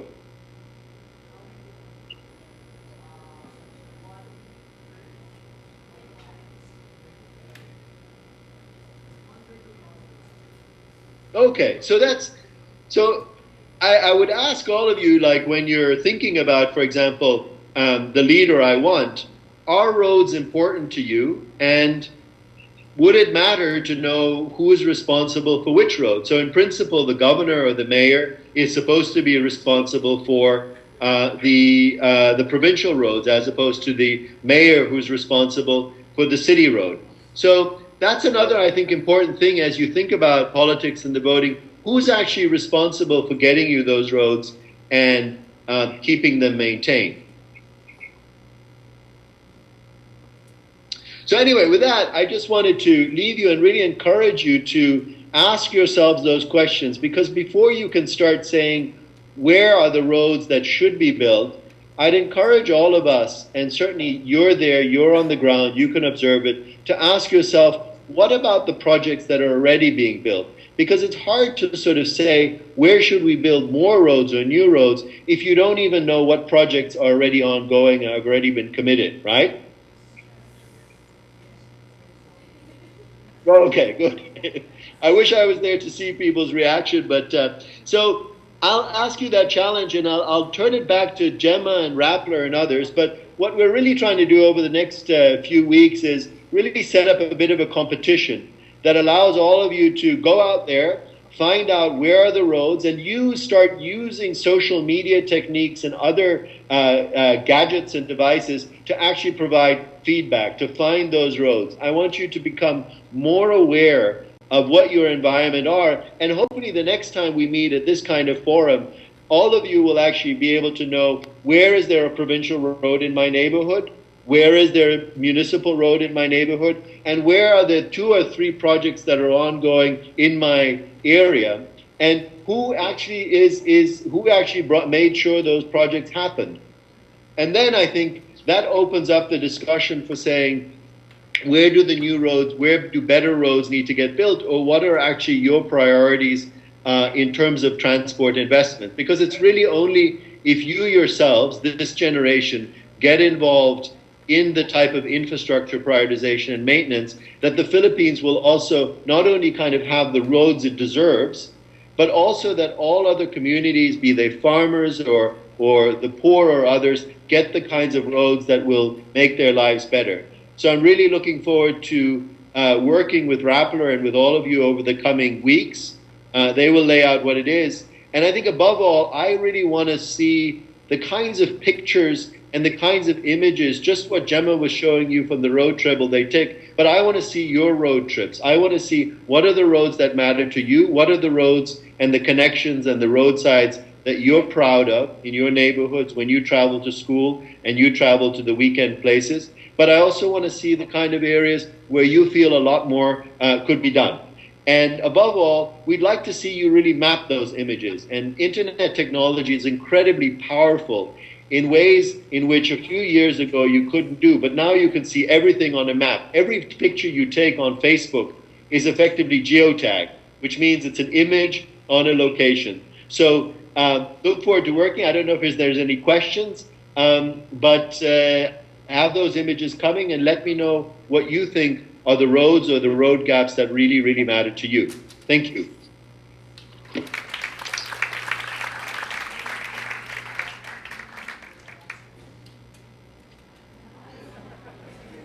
Okay, we're back here in CDO. Okay. I'll ask them to tweet their questions to you. So his Twitter account is at KAI2SER. So Kai Kaiser. Okay. KAI2SER. All right. So continue tweeting about PH Vote and open roads. We're coming to the one of the last parts of our program, but this is very important because again, I told you earlier, we want to hear from you. Okay? We want to hear from you. So we invited we invited some panelists here to talk about the youth's role, or specifically yung CDO youth's role in 2016 elections. So can I invite again Ms. Chai Hofelenia to moderate the panel.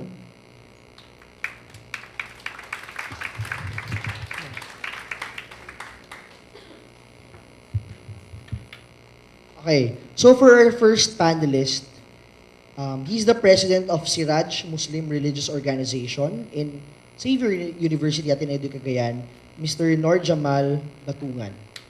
Okay.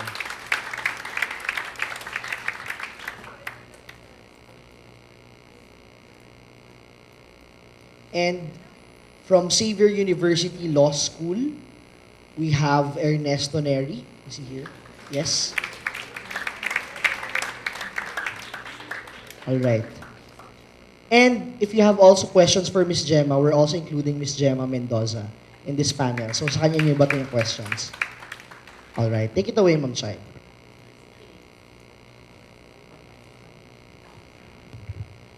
Okay, maybe let's start with Nur Jamal. Okay, tell us first a little bit about what you're doing, and then what challenges you see in the tasks that you've been doing. Well, first and foremost, I am appointed as the president of the sole Muslim organization here in Xavier University. Its name is Siraj Muslim Religious Organization.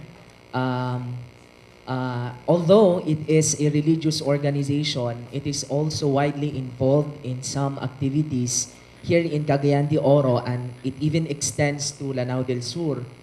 One of the advocacies of Siraj is to really have a kind of leader who will recognize the identity of the Moros here in Mindanao, and who will also introduce the history of Moros in the Philippines, not just here in Cagayan de Oro, but even also on a national scale.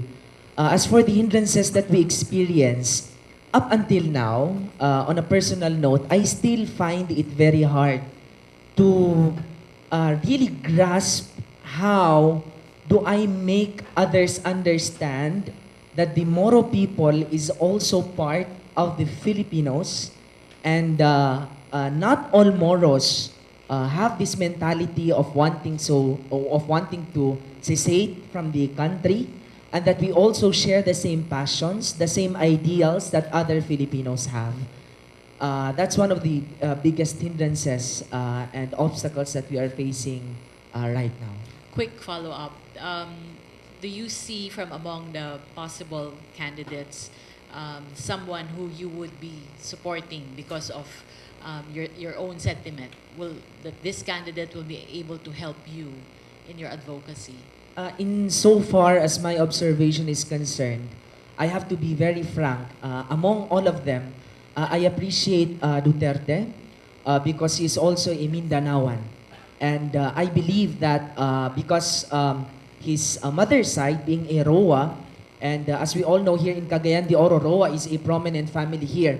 And maybe not all of us know that Roa, and I believe Neri also and Pilaes have a Mranao blood, from the Radiamoda Sampurna. It's not just a normal blood among the Mranos, it's a royal blood actually. So the Neris, the Roas, the Pilaes here in Cagayan de Oro have a Mranao blood. So I see that if Duterte will be elected, he will be able to recognize, if not appreciate, the presence of Moros in the Philippines. I also appreciate Mar Rojas and the current president for taking a very significant measure in having the Bangsamoro Basic Law, of which I believe every Moro and every Muslim here in the Philippines wishes that it would be passed, before this administration ends in 2016. Okay, thank you. How about, what do I call you? Tonton. Okay, Tonton. What exactly do you do? You're a very young lawyer? Hopefully. I'm still a law student, ma'am. Okay. I'm a fourth-year law student, but I do part-time work. This is voluntary work, not paid work. We're organizing different youth organizations in the city to engage in local governance. So what we basically do is we involve ourselves in the different committees in the LGU and recommend policies. And in another aspect, we also account performance in the delivery of services in the city. Do you have enough young people working with you, or do you wish that there would be more? Oh, we would always wish that there would be more, but we're operating with a core group, so that would be enough number to manage. For the coming elections, how do you expect to mobilize your team? I think initially, ma'am, we're already in the stage where we are reviewing our youth agenda, our local youth development agenda. We've started this work before 2013, and we would like to continue the cycle with this 2016 election. So in this stage, we are still validating the agenda areas that we've already engaged in this 3-year period, 2013 to 2016. And eventually, maybe we're not meeting yet if we're gonna endorse as a group, but maybe some of our members would volunteer with the different candidates they see fit, what they want to support. Have you two work together? Oh, Is there yes. interface, and how does it work? We're very happy that the Youth Council in the city also has a Muslim Youth Council. And this Muslim Youth Council embraces different youth organizations around the city. We've done advocacy work last year on the BPL. And this year, just recently, they've launched a Peace Zone initiative. And that's the area where we are engaging in. Okay. Gemma, how can they become involved in open roads besides taking pictures? So the first thing Kai said is to learn more. Actually, we published a story today. You can check it out on Rappler. There are steps. There are things you can do. There's a list of things that you can do to help. Like one of that, of course, is getting more information about the roads. But also, for instance, if a particular project, say, whether it's good or bad. So there are roads you can be proud of. In that case, like you can talk about them, that these are the roads. In a way, it also encourages the ones in charge, the ones responsible for those roads, because that's feedback from the public that the project was appreciated. But on the other hand, there are, well, there are roads that should have been built and didn't get built, in which case then we should hold the ones responsible accountable, right? So those are things you can do. There are concrete steps that we will explain later. That's part of the presentation of David later on the contest. But first things first, you can also go to Facebook and join a group called Open Roads. So please look it up later. Okay, I'm curious. How would you characterize the youth here in CDO? Are you mostly active? Are you apathetic? Are you politically aware? What? How would you characterize them? Well, insofar as I can speak maybe for the at least the Moro youth, I believe that as time passes by, as more and more Muslims are transferring here in Cagayan de Oro, looking for a greener pasture, I believe that most of us are getting vividly involved in the political landscape of Cagayan de Oro. If I may share, for example, in my barangay, Barangay Balulang, there are Muslim youth organizations that would also support a particular candidate. And as we see, for example, and Tonton has mentioned it, for example, there is the mobilization of the Muslim Youth Council. It's the largest youth organization here How in many? How big are you? It's an umbrella organization that has 13 members, most of which are Muslim organizations in the different universities and colleges here in Cagayan de Oro.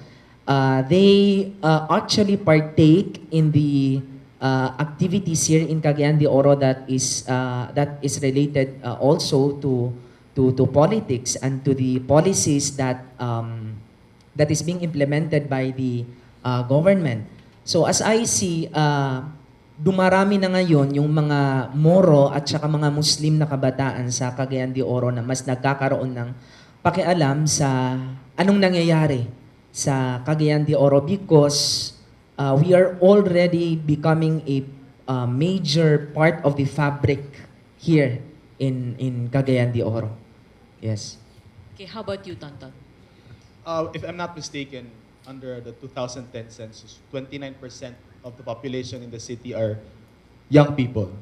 And with that alone, that's a fertile ground for, for forming young citizens. But one thing I can observe in our engagements around the city is that Cagayan de Oro City has a higher level of societal consciousness. I attribute this basically to the presence of many universities in the city. Because of the presence of universities and organizations in campus, it's an area where students can learn citizenship. And we've also observed that a lot of national conferences and international organizations, they have connections here in the city.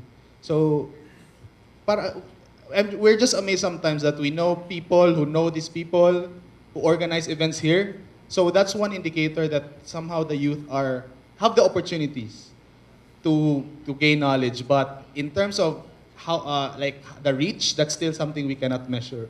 But impression-wise, there's a rich opportunity here for young youth engagement. How about watching the vote for 2016?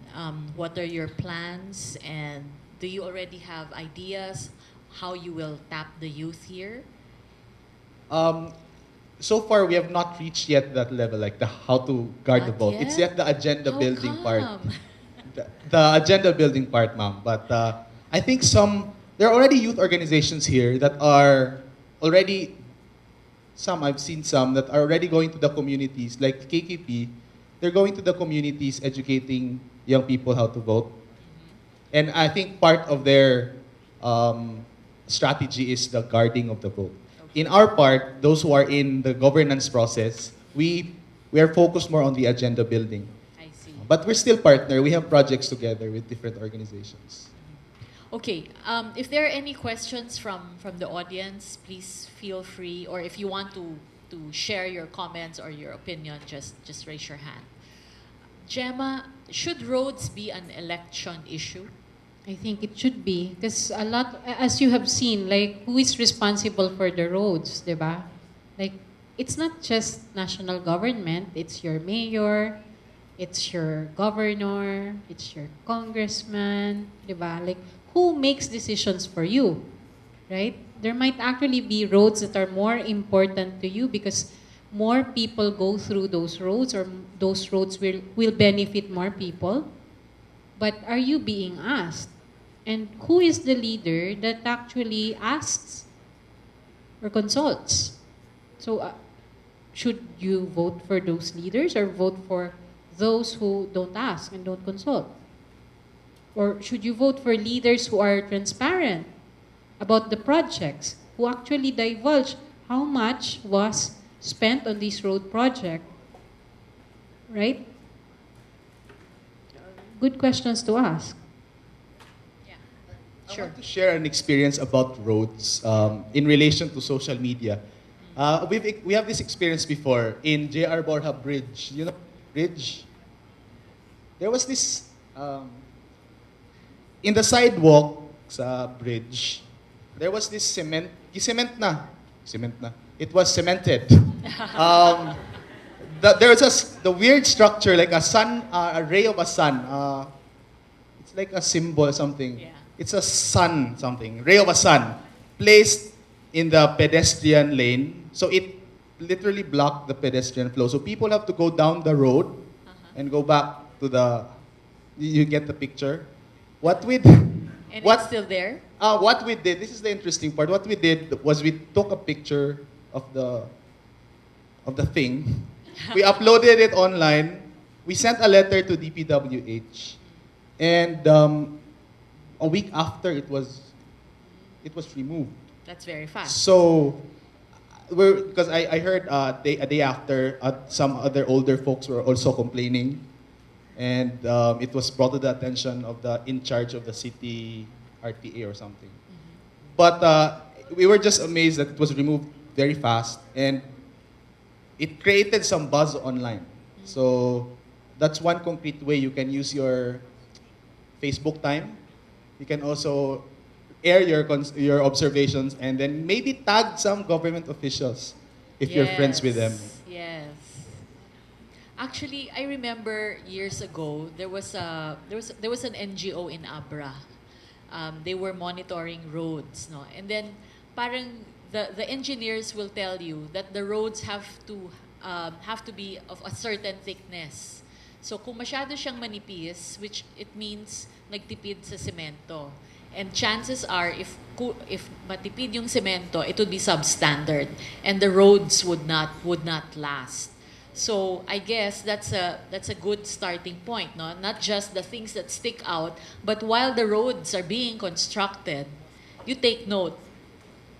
Is it up to the standard quality that's expected, or are they trying to nagtitipid ba dun sa ibang aspects of the road? And then you can report that and take pictures. That's, I guess you can expect very, very quick action on that. I'm just curious, how would you assess? So we said for the coming elections, we probably have the most number of presidential candidates. How would you assess the 6? What are their strengths and what are their weaknesses? Well, I have to admit it's a very hard question, I know, but especially that I have to be very objective, ano? Sige. Well, for me, I'll start with Binay. Okay. Ano? I understand that Binay is a very has served a very long time, ano, as a mayor of Makati City. But then some anomalies have been floating about him, and then insofar as the young Moro voters, ano, are concerned, I believe that it has discredited him. Okay. The anomalies na kailangan niyang sagutin. And for Grace po, I was actually watching a while ago. Yes, she is a Filipino, but according to the justices, as what they have said, she is not naturally born. Yes, and that disqualifies her. Ano?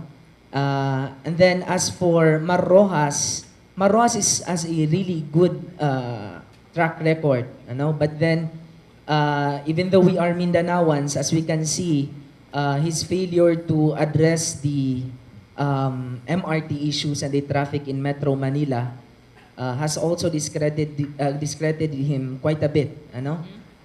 For Duterte, what's good with Duterte is that, at least in his ability to reform a city, we can see Davao. But then, I believe he has to learn to control more of his machismo. Yes. Okay. No matter how tough I believe a person is, I believe there should be a control in diction, a control in what should you expose. Because as what you have mentioned, ma'am, he is a public figure, and a public figure should take care of his personality, of the things that should be known about him. And did I miss anyone? Miriam Santiago yes.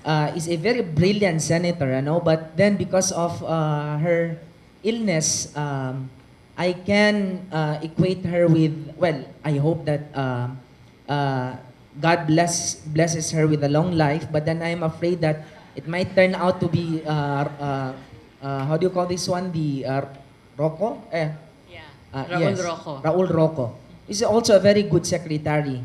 And then I fear that we might have a very brilliant senator, but she is at the brink of what she is experiencing right now. Yes. Okay, thank you for that. Tonton, do you agree with his points and his observations? Yeah, I totally agree. Well, personally, I still am very, I don't have someone but to, like someone that you can really fight to the, nth level. You haven't made up your mind? Yes, but there are preferences. But this is the most difficult option, something like. Why? Why? If you think about like the competency, the track record, you can say you can go with Mar. But at the same time, you can argue that, the presidency doesn't really require like a technocrat. It requires someone that can inspire people. And Mar isn't inspiring? He's Is that what you're saying? I think his personality does not really inspire. Sad to say, but yung mga fist bump and it doesn't. It doesn't. You're reacting to the ad. Yes, the ad. I mean, those things are important because it gives the person, the candidate, his ability to communicate his message across. So if he doesn't really know how to fist bump, that's not an election issue. But if there are questions about the ability to bring people together, that's really an issue. Duterte, yes, is from Mindanao, but I am really very. He's not. I've read in the Rappler article that it's the first time that a president puts dictatorship as part of his platform. And I don't. For me, as like I study law, and it doesn't make sense that you implement the law by violating due process. So. Okay. Those things, ma'am. So, something that's very difficult. And I feel that some people are also in the same situation. So how are we going to choose our leader? Process of elimination?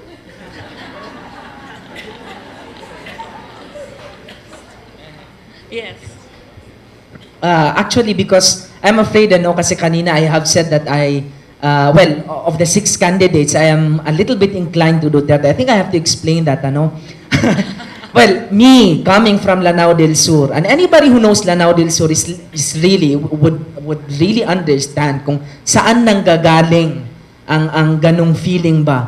I had when he specifically said that he would fatten the fishes in Manila Bay, and it really locally, because Lanao del Sur is not as socially responsive as Cagayan de Oro, or maybe even Iligan City, because, technically speaking, the internet there, maybe most of the municipalities there do not have internet. But then when they saw that on TV, and considering the life of the Mranaos that they live, everyday killing, everyday kidnapping, what they want is the type of leader that can address such.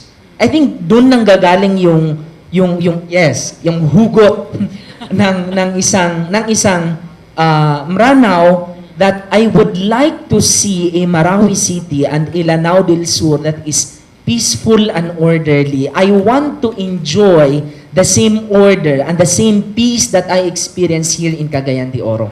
Yes. Okay, very well said. So it's the yearning for peace. Yes, ma'am. Okay. Are there questions from... yes, please. Is there a microphone?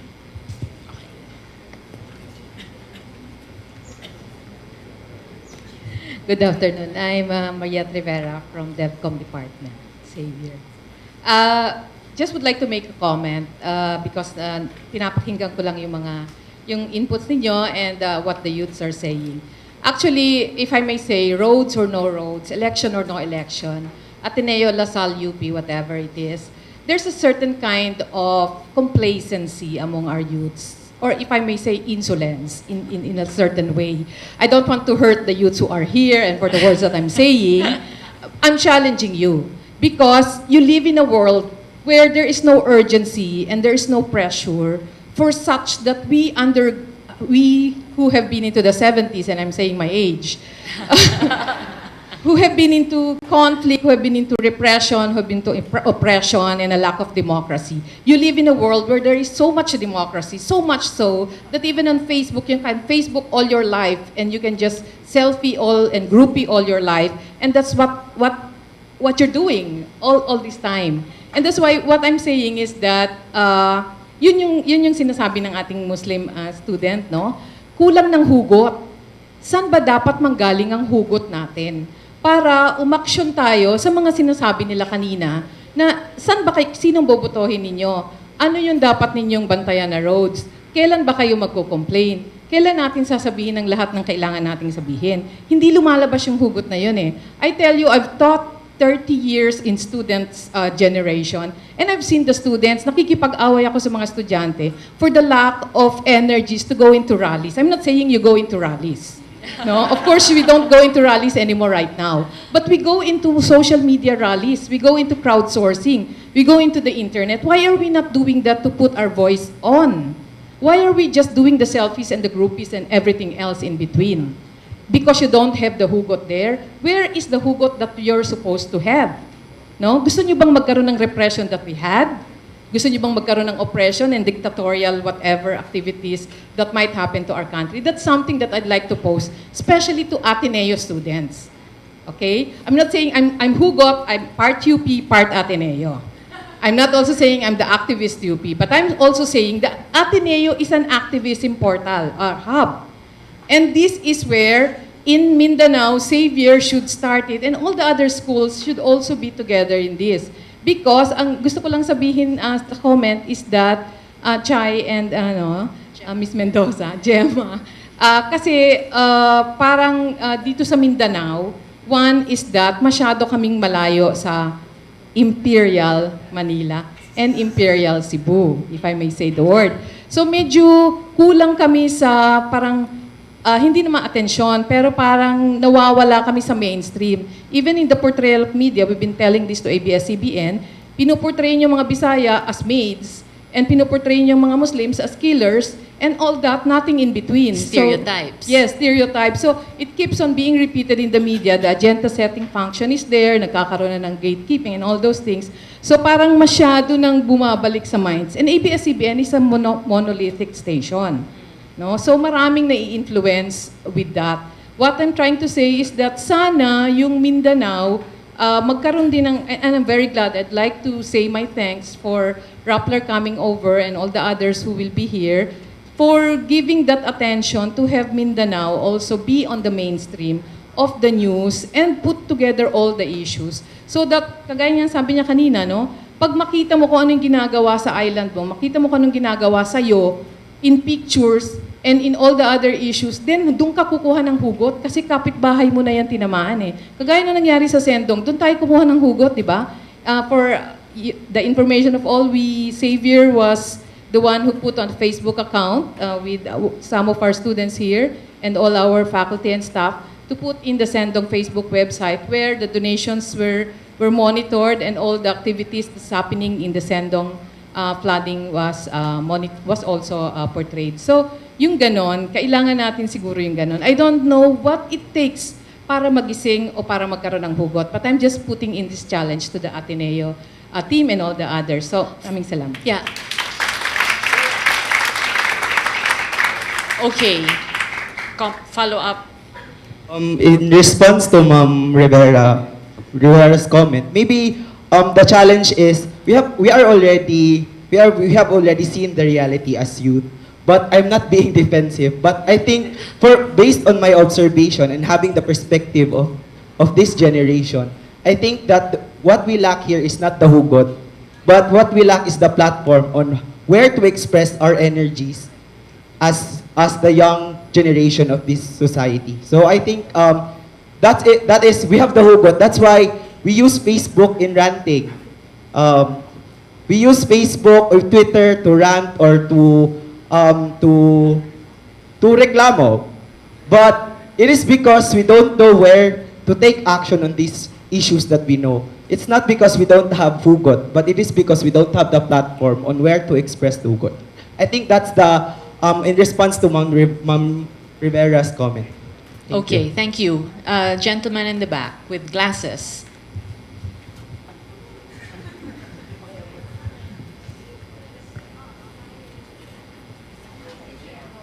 Good afternoon, ma'am. I would not deny that as youth, we really have a voice. And like mom expressed earlier, you know, there really is something to yearn for when you say that we have 20%, 29% in Cagayan d'Oro youth voters, and even among my peers, I can't really say that they are willing to actively participate in the elections. And my question is this: is there a necessity to integrate voters' education into the curriculum of the in the CHED, like college and universities? Because for my personal experience, what really made me passionate about elections and stuff like that is, as I'm a first-year student and I'm just now taking political science, and I think what really made me passionate about learning about all the issues in the Philippine politics is because our teacher actually showed us the reality that there are a lot of inconsistencies with what the politicians tell us and what really happens. So my question is there a necessity for voters' education and for our politicians that are running to for the students to be better informed? Thank you. Okay, Gemma will answer. I'm not sure about actually integrating it in the curriculum, but if you look at it, what thing is with you all the time, every day, right now? Your cell phones, right? Okay?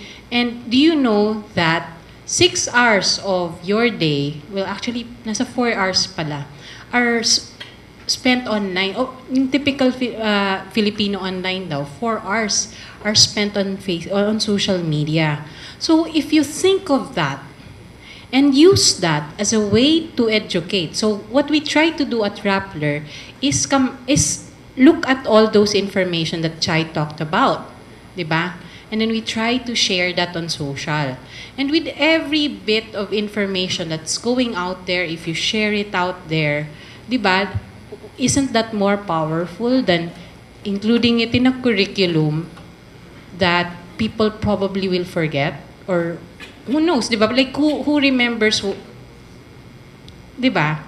This is something you do already, diba? It's a channel that talks to you every day. Diba? Why not use it?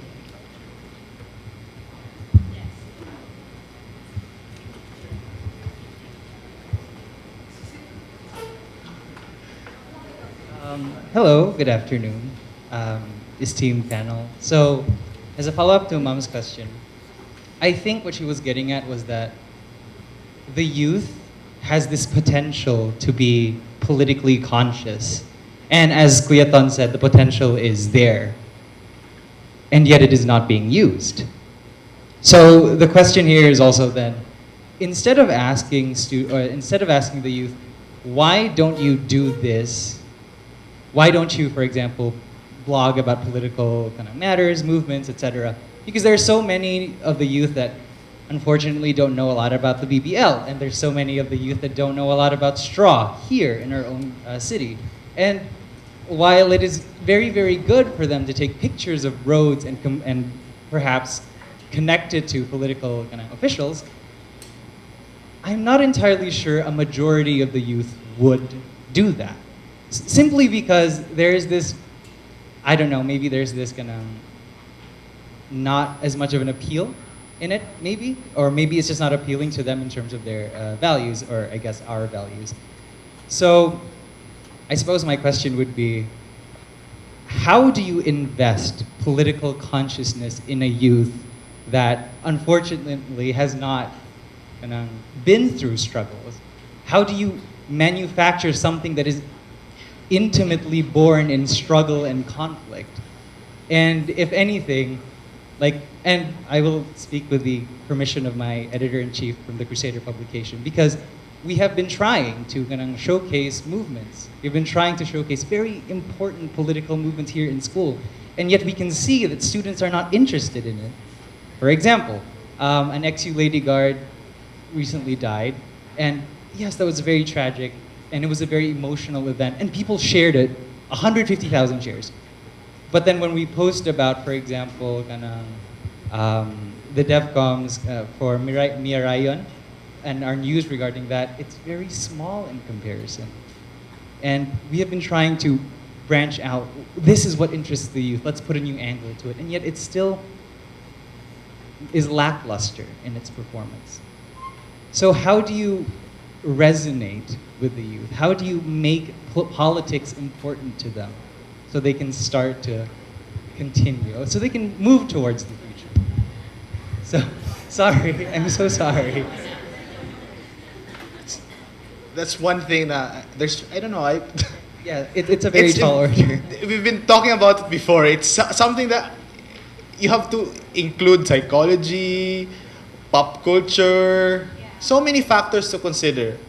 But it's very tempting to say that the youth would realize their rights if one day it would be taken away from them.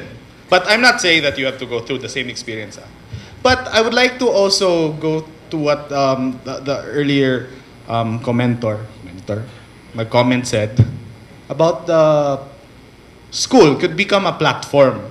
I'm just hoping that political science, because that's a subject that all of you go through, diba? All of you go through, but you study the Constitution lang, right? You memorize the text and the territory, etc., right? I don't know, maybe that is an opportunity where the teachers can really innovate in their approach. They can simulate dictatorship in class or something like that. Or they could simulate market or how policies affect the lives of people directly. I don't know. That's one area. That's one area. That's one area we can control. But the rest, like the psychology, why Aldab is more popular than... I don't know. I can't answer that. So...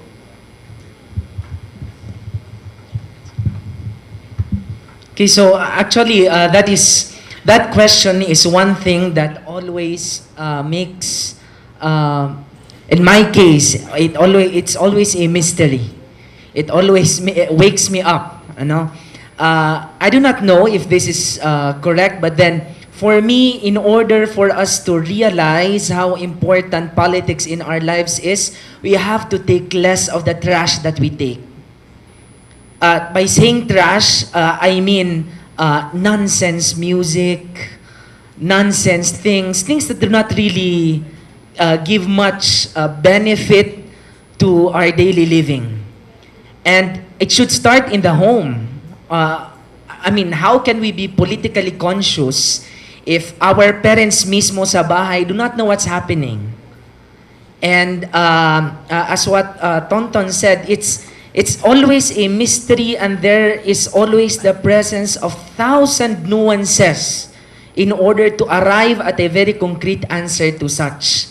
I do not know, but I resonate the voice that says that the youth today are becoming more and more apathetic and indifferent of what is happening right now, because we are taking more trash than what should be used and what should be beneficial for each and every one of us.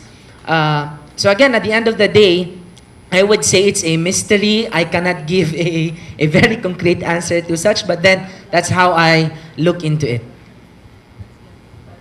Okay, I'm looking for people who haven't spoken. Sorry, just to give everyone a voice. Hasn't spoken. Yes.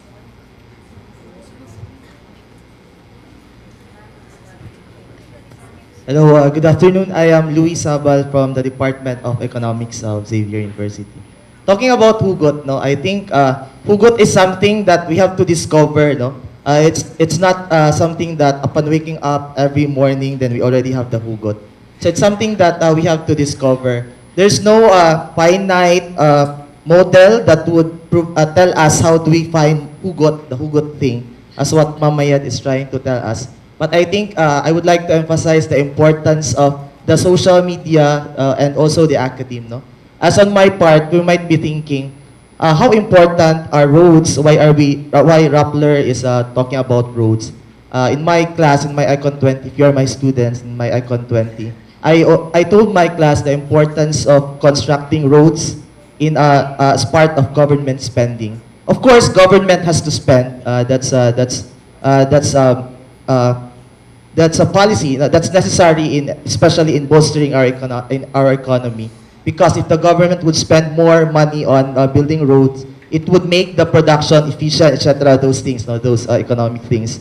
But I think that's one way or the other in letting our students, the youth, appreciate or find the hugot thing. Okay, so I think it's necessary. We are happy that students are aware, but how do we make the students appreciate these things? I think that's the role of the academe and also the social media. Thank you. Okay, thank you. Other hands na hindi pa nagsasalita? Okay, and then you.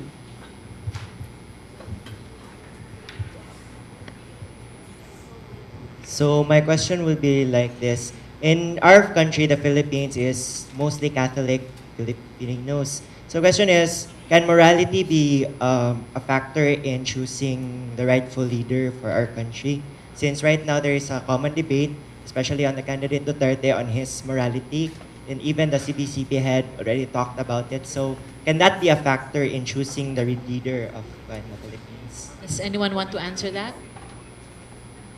From the panel?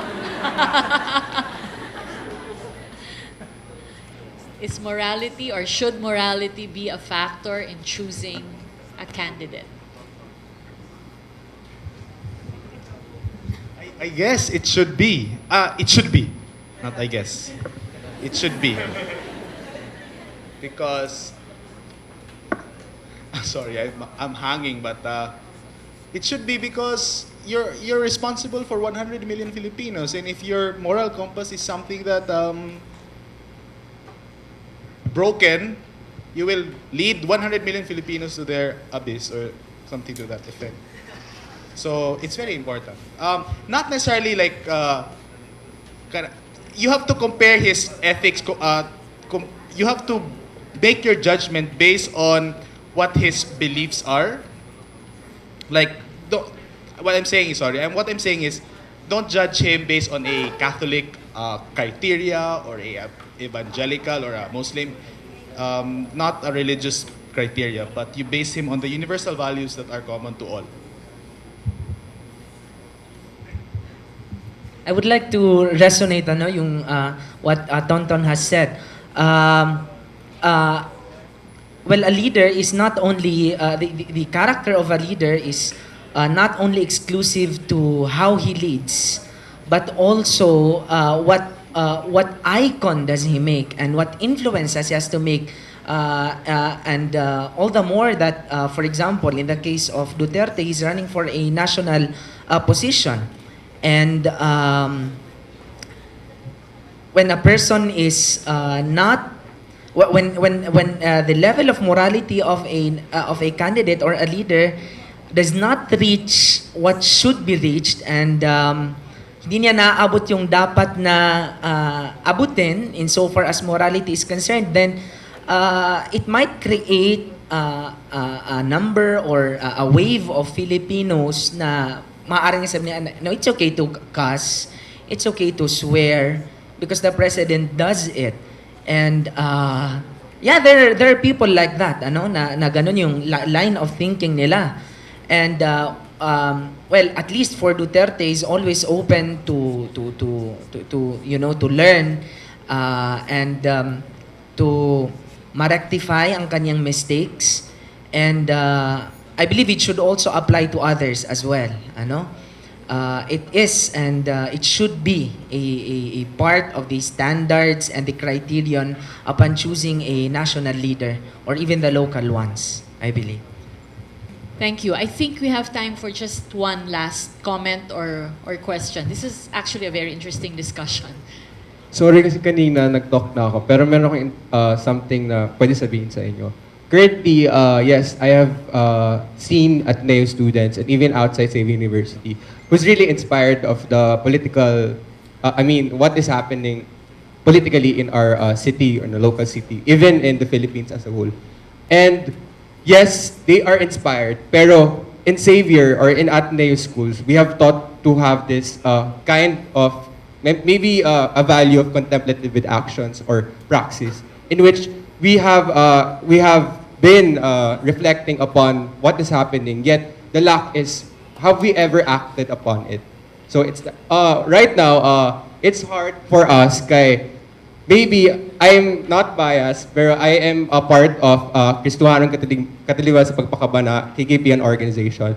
And I am not a political science major, I am a psychology major. And I have been disturbed for many times because of what is happening politically in our local city.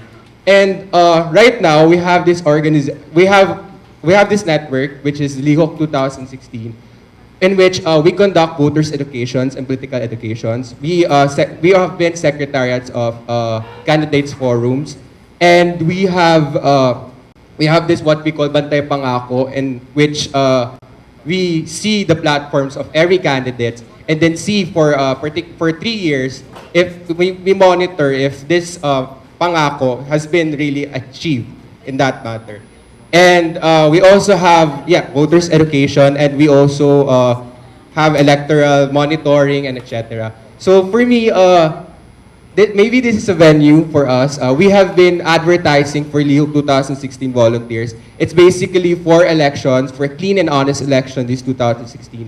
And hopefully the students who are really inspired here, if I see you, maybe use that hugot, #hugot, to really act upon what you really want, to really act about what have you reflected politically, environmentally, or concerns here in our local city, or even the Philippines, or even the whole wide world. Thank you. Okay, thank you very much. I think very, very good questions raised this afternoon. No? What will make you angry? What will make you passionate? What will make you act?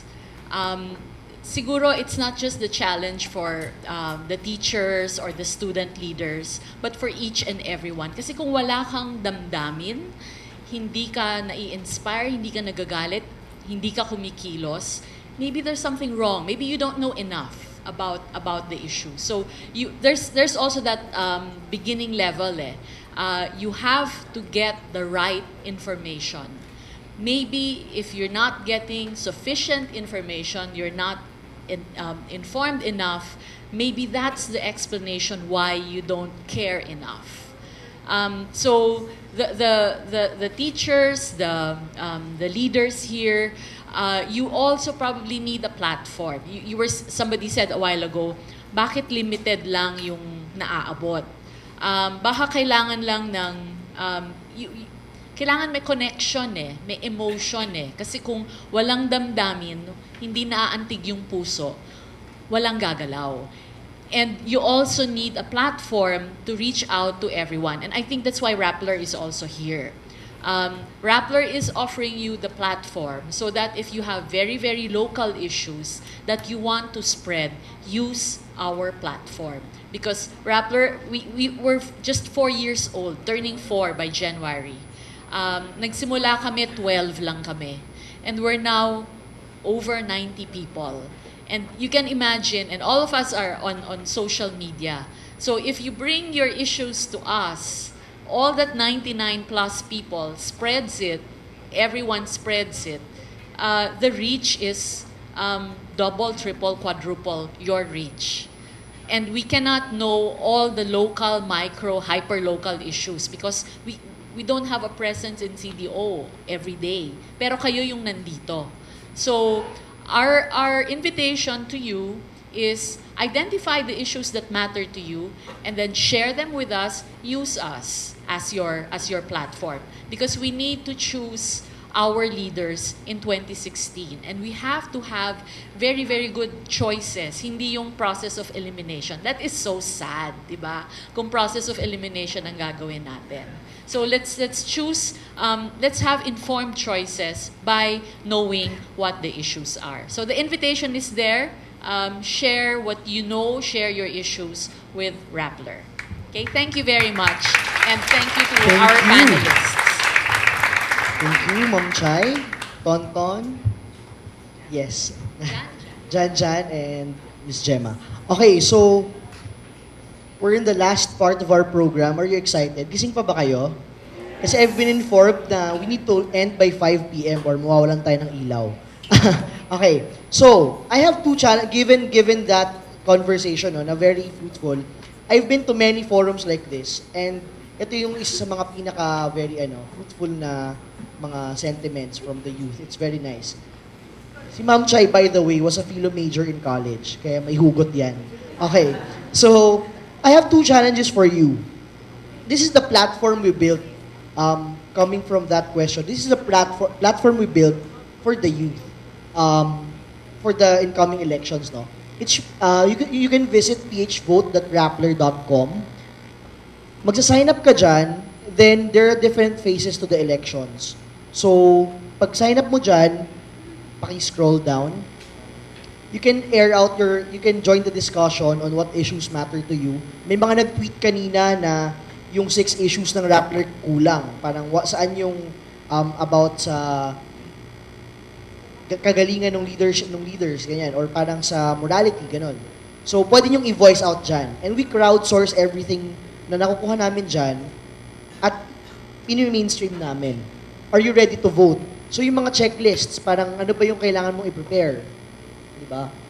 And what happened to your vote? Very, very, very important. Kasi nga, 2013, 23% of the votes did not come in. So, magboboto tayo, pero hindi natin sure kung papasok yung vote natin. So, we're watchful, diba? Okay, so it's very simple to join, phvote.rappler.com. Sign up ka lang using your Twitter or FB and you can join the discussion. Okay, the second challenge is the one Kai discussed earlier. Excited na ba kayo? Okay, ako excited na ako. Okay, so open roads. Tell us the roads that matter to you. This is a competition actually. So totoong competition to na we're launching because World Bank is supporting this effort. And they want nga, yung mga discuss ni Sir kanina, for more people to know kung ano yung importance ng roads. Next. Okay, mechanics. Okay. Participants, if you want to join, will form groups of 3 to 5 members. Once formed, once meron na kayong members, isasend you names, contact numbers, email addresses, and Twitter accounts to openroads@rappler.com. Tapos yun na picturean. Okay. So, yun yung number 1. Number 2, a group will have to identify 3 options of road networks they will adopt. So, magbigay kayo ng choices na gusto kong i-adopt to. By road network may mean anong street or anong, di ba? Tama ba, Miss Gems? Tapos, so, out of the 3, isa lang pipiliin doon. Para lang hindi doble-doble yung road networks.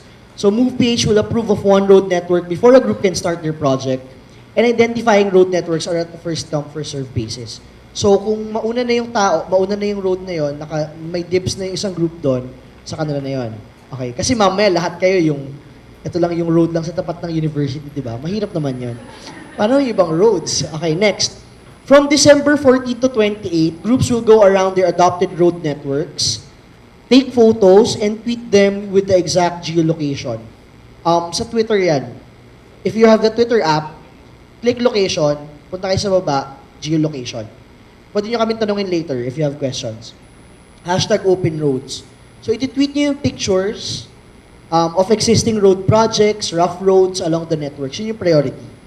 So, take pictures, tapos i-post nyo ano yung road na to, post kayo ng info about it, saan papunta to, ganyan. Pwede rin mag-selfie kayo kung gusto nyo, pero sana yung mukha nyo hindi half ng picture, di ba? So, next. Each group is required to tweet and post at least 50 photos. 50 photos kung 5 kayo, tag-10 lang yun. Di ba? And post on the same area will not be counted. So, parang, ito lang pala yung road na yun. Tapos, iba-ibang angle lang kayo. Makikita naman namin yun, guys. So, sana yung, kung nag-ano kayo ng road, nag-adopt kayo ng road na 10 hindi naman 10 kilometers, 2 kilometers. Sana, ano yun, parang across the 2 kilometers yung mga pictures and posts. Next. Ito yung criteria, number of tweets generated on the map. Kasi pag nag-tweet kayo with your exact geolocation, mapupunta siya sa map. May map kami na malalabas, tapos makita yan namin in the World Bank.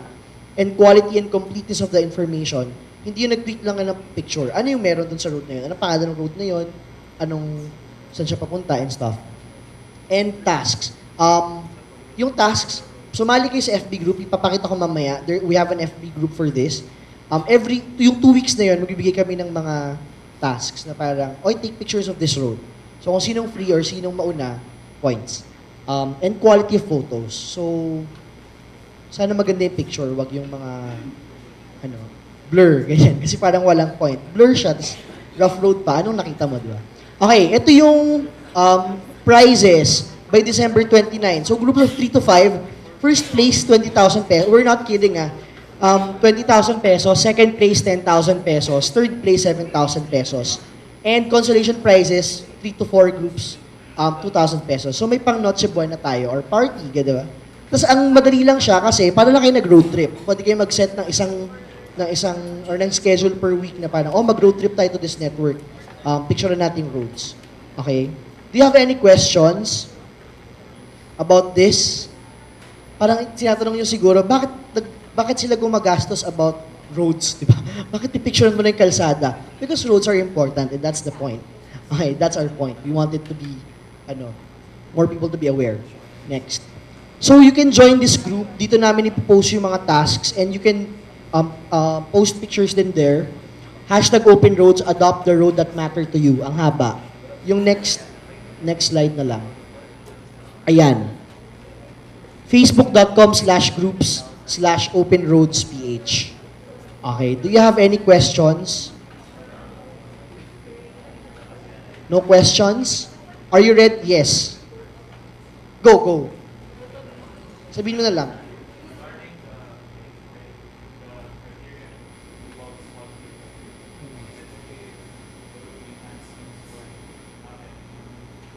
Enhancements, okay. Wag naman, okay lang. Oo. Basta wag lang walang Rizal Monument doon sa gitna ng road. Diba? Okay. Sige.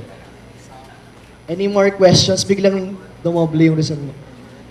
No questions? Okay. Are you ready to take the PH vote and Open Roads Challenge? Yes? Yes? Okay. Sige. To end our session, we would like to invite one of our partners because we're brewing something up for Xavier University. Rappler and Xavier University. So I'd like to invite Engineer Dexter Law, Director of Xavier University Engineering Resource Center. Okay. So hopefully you'll see more of us in CDO.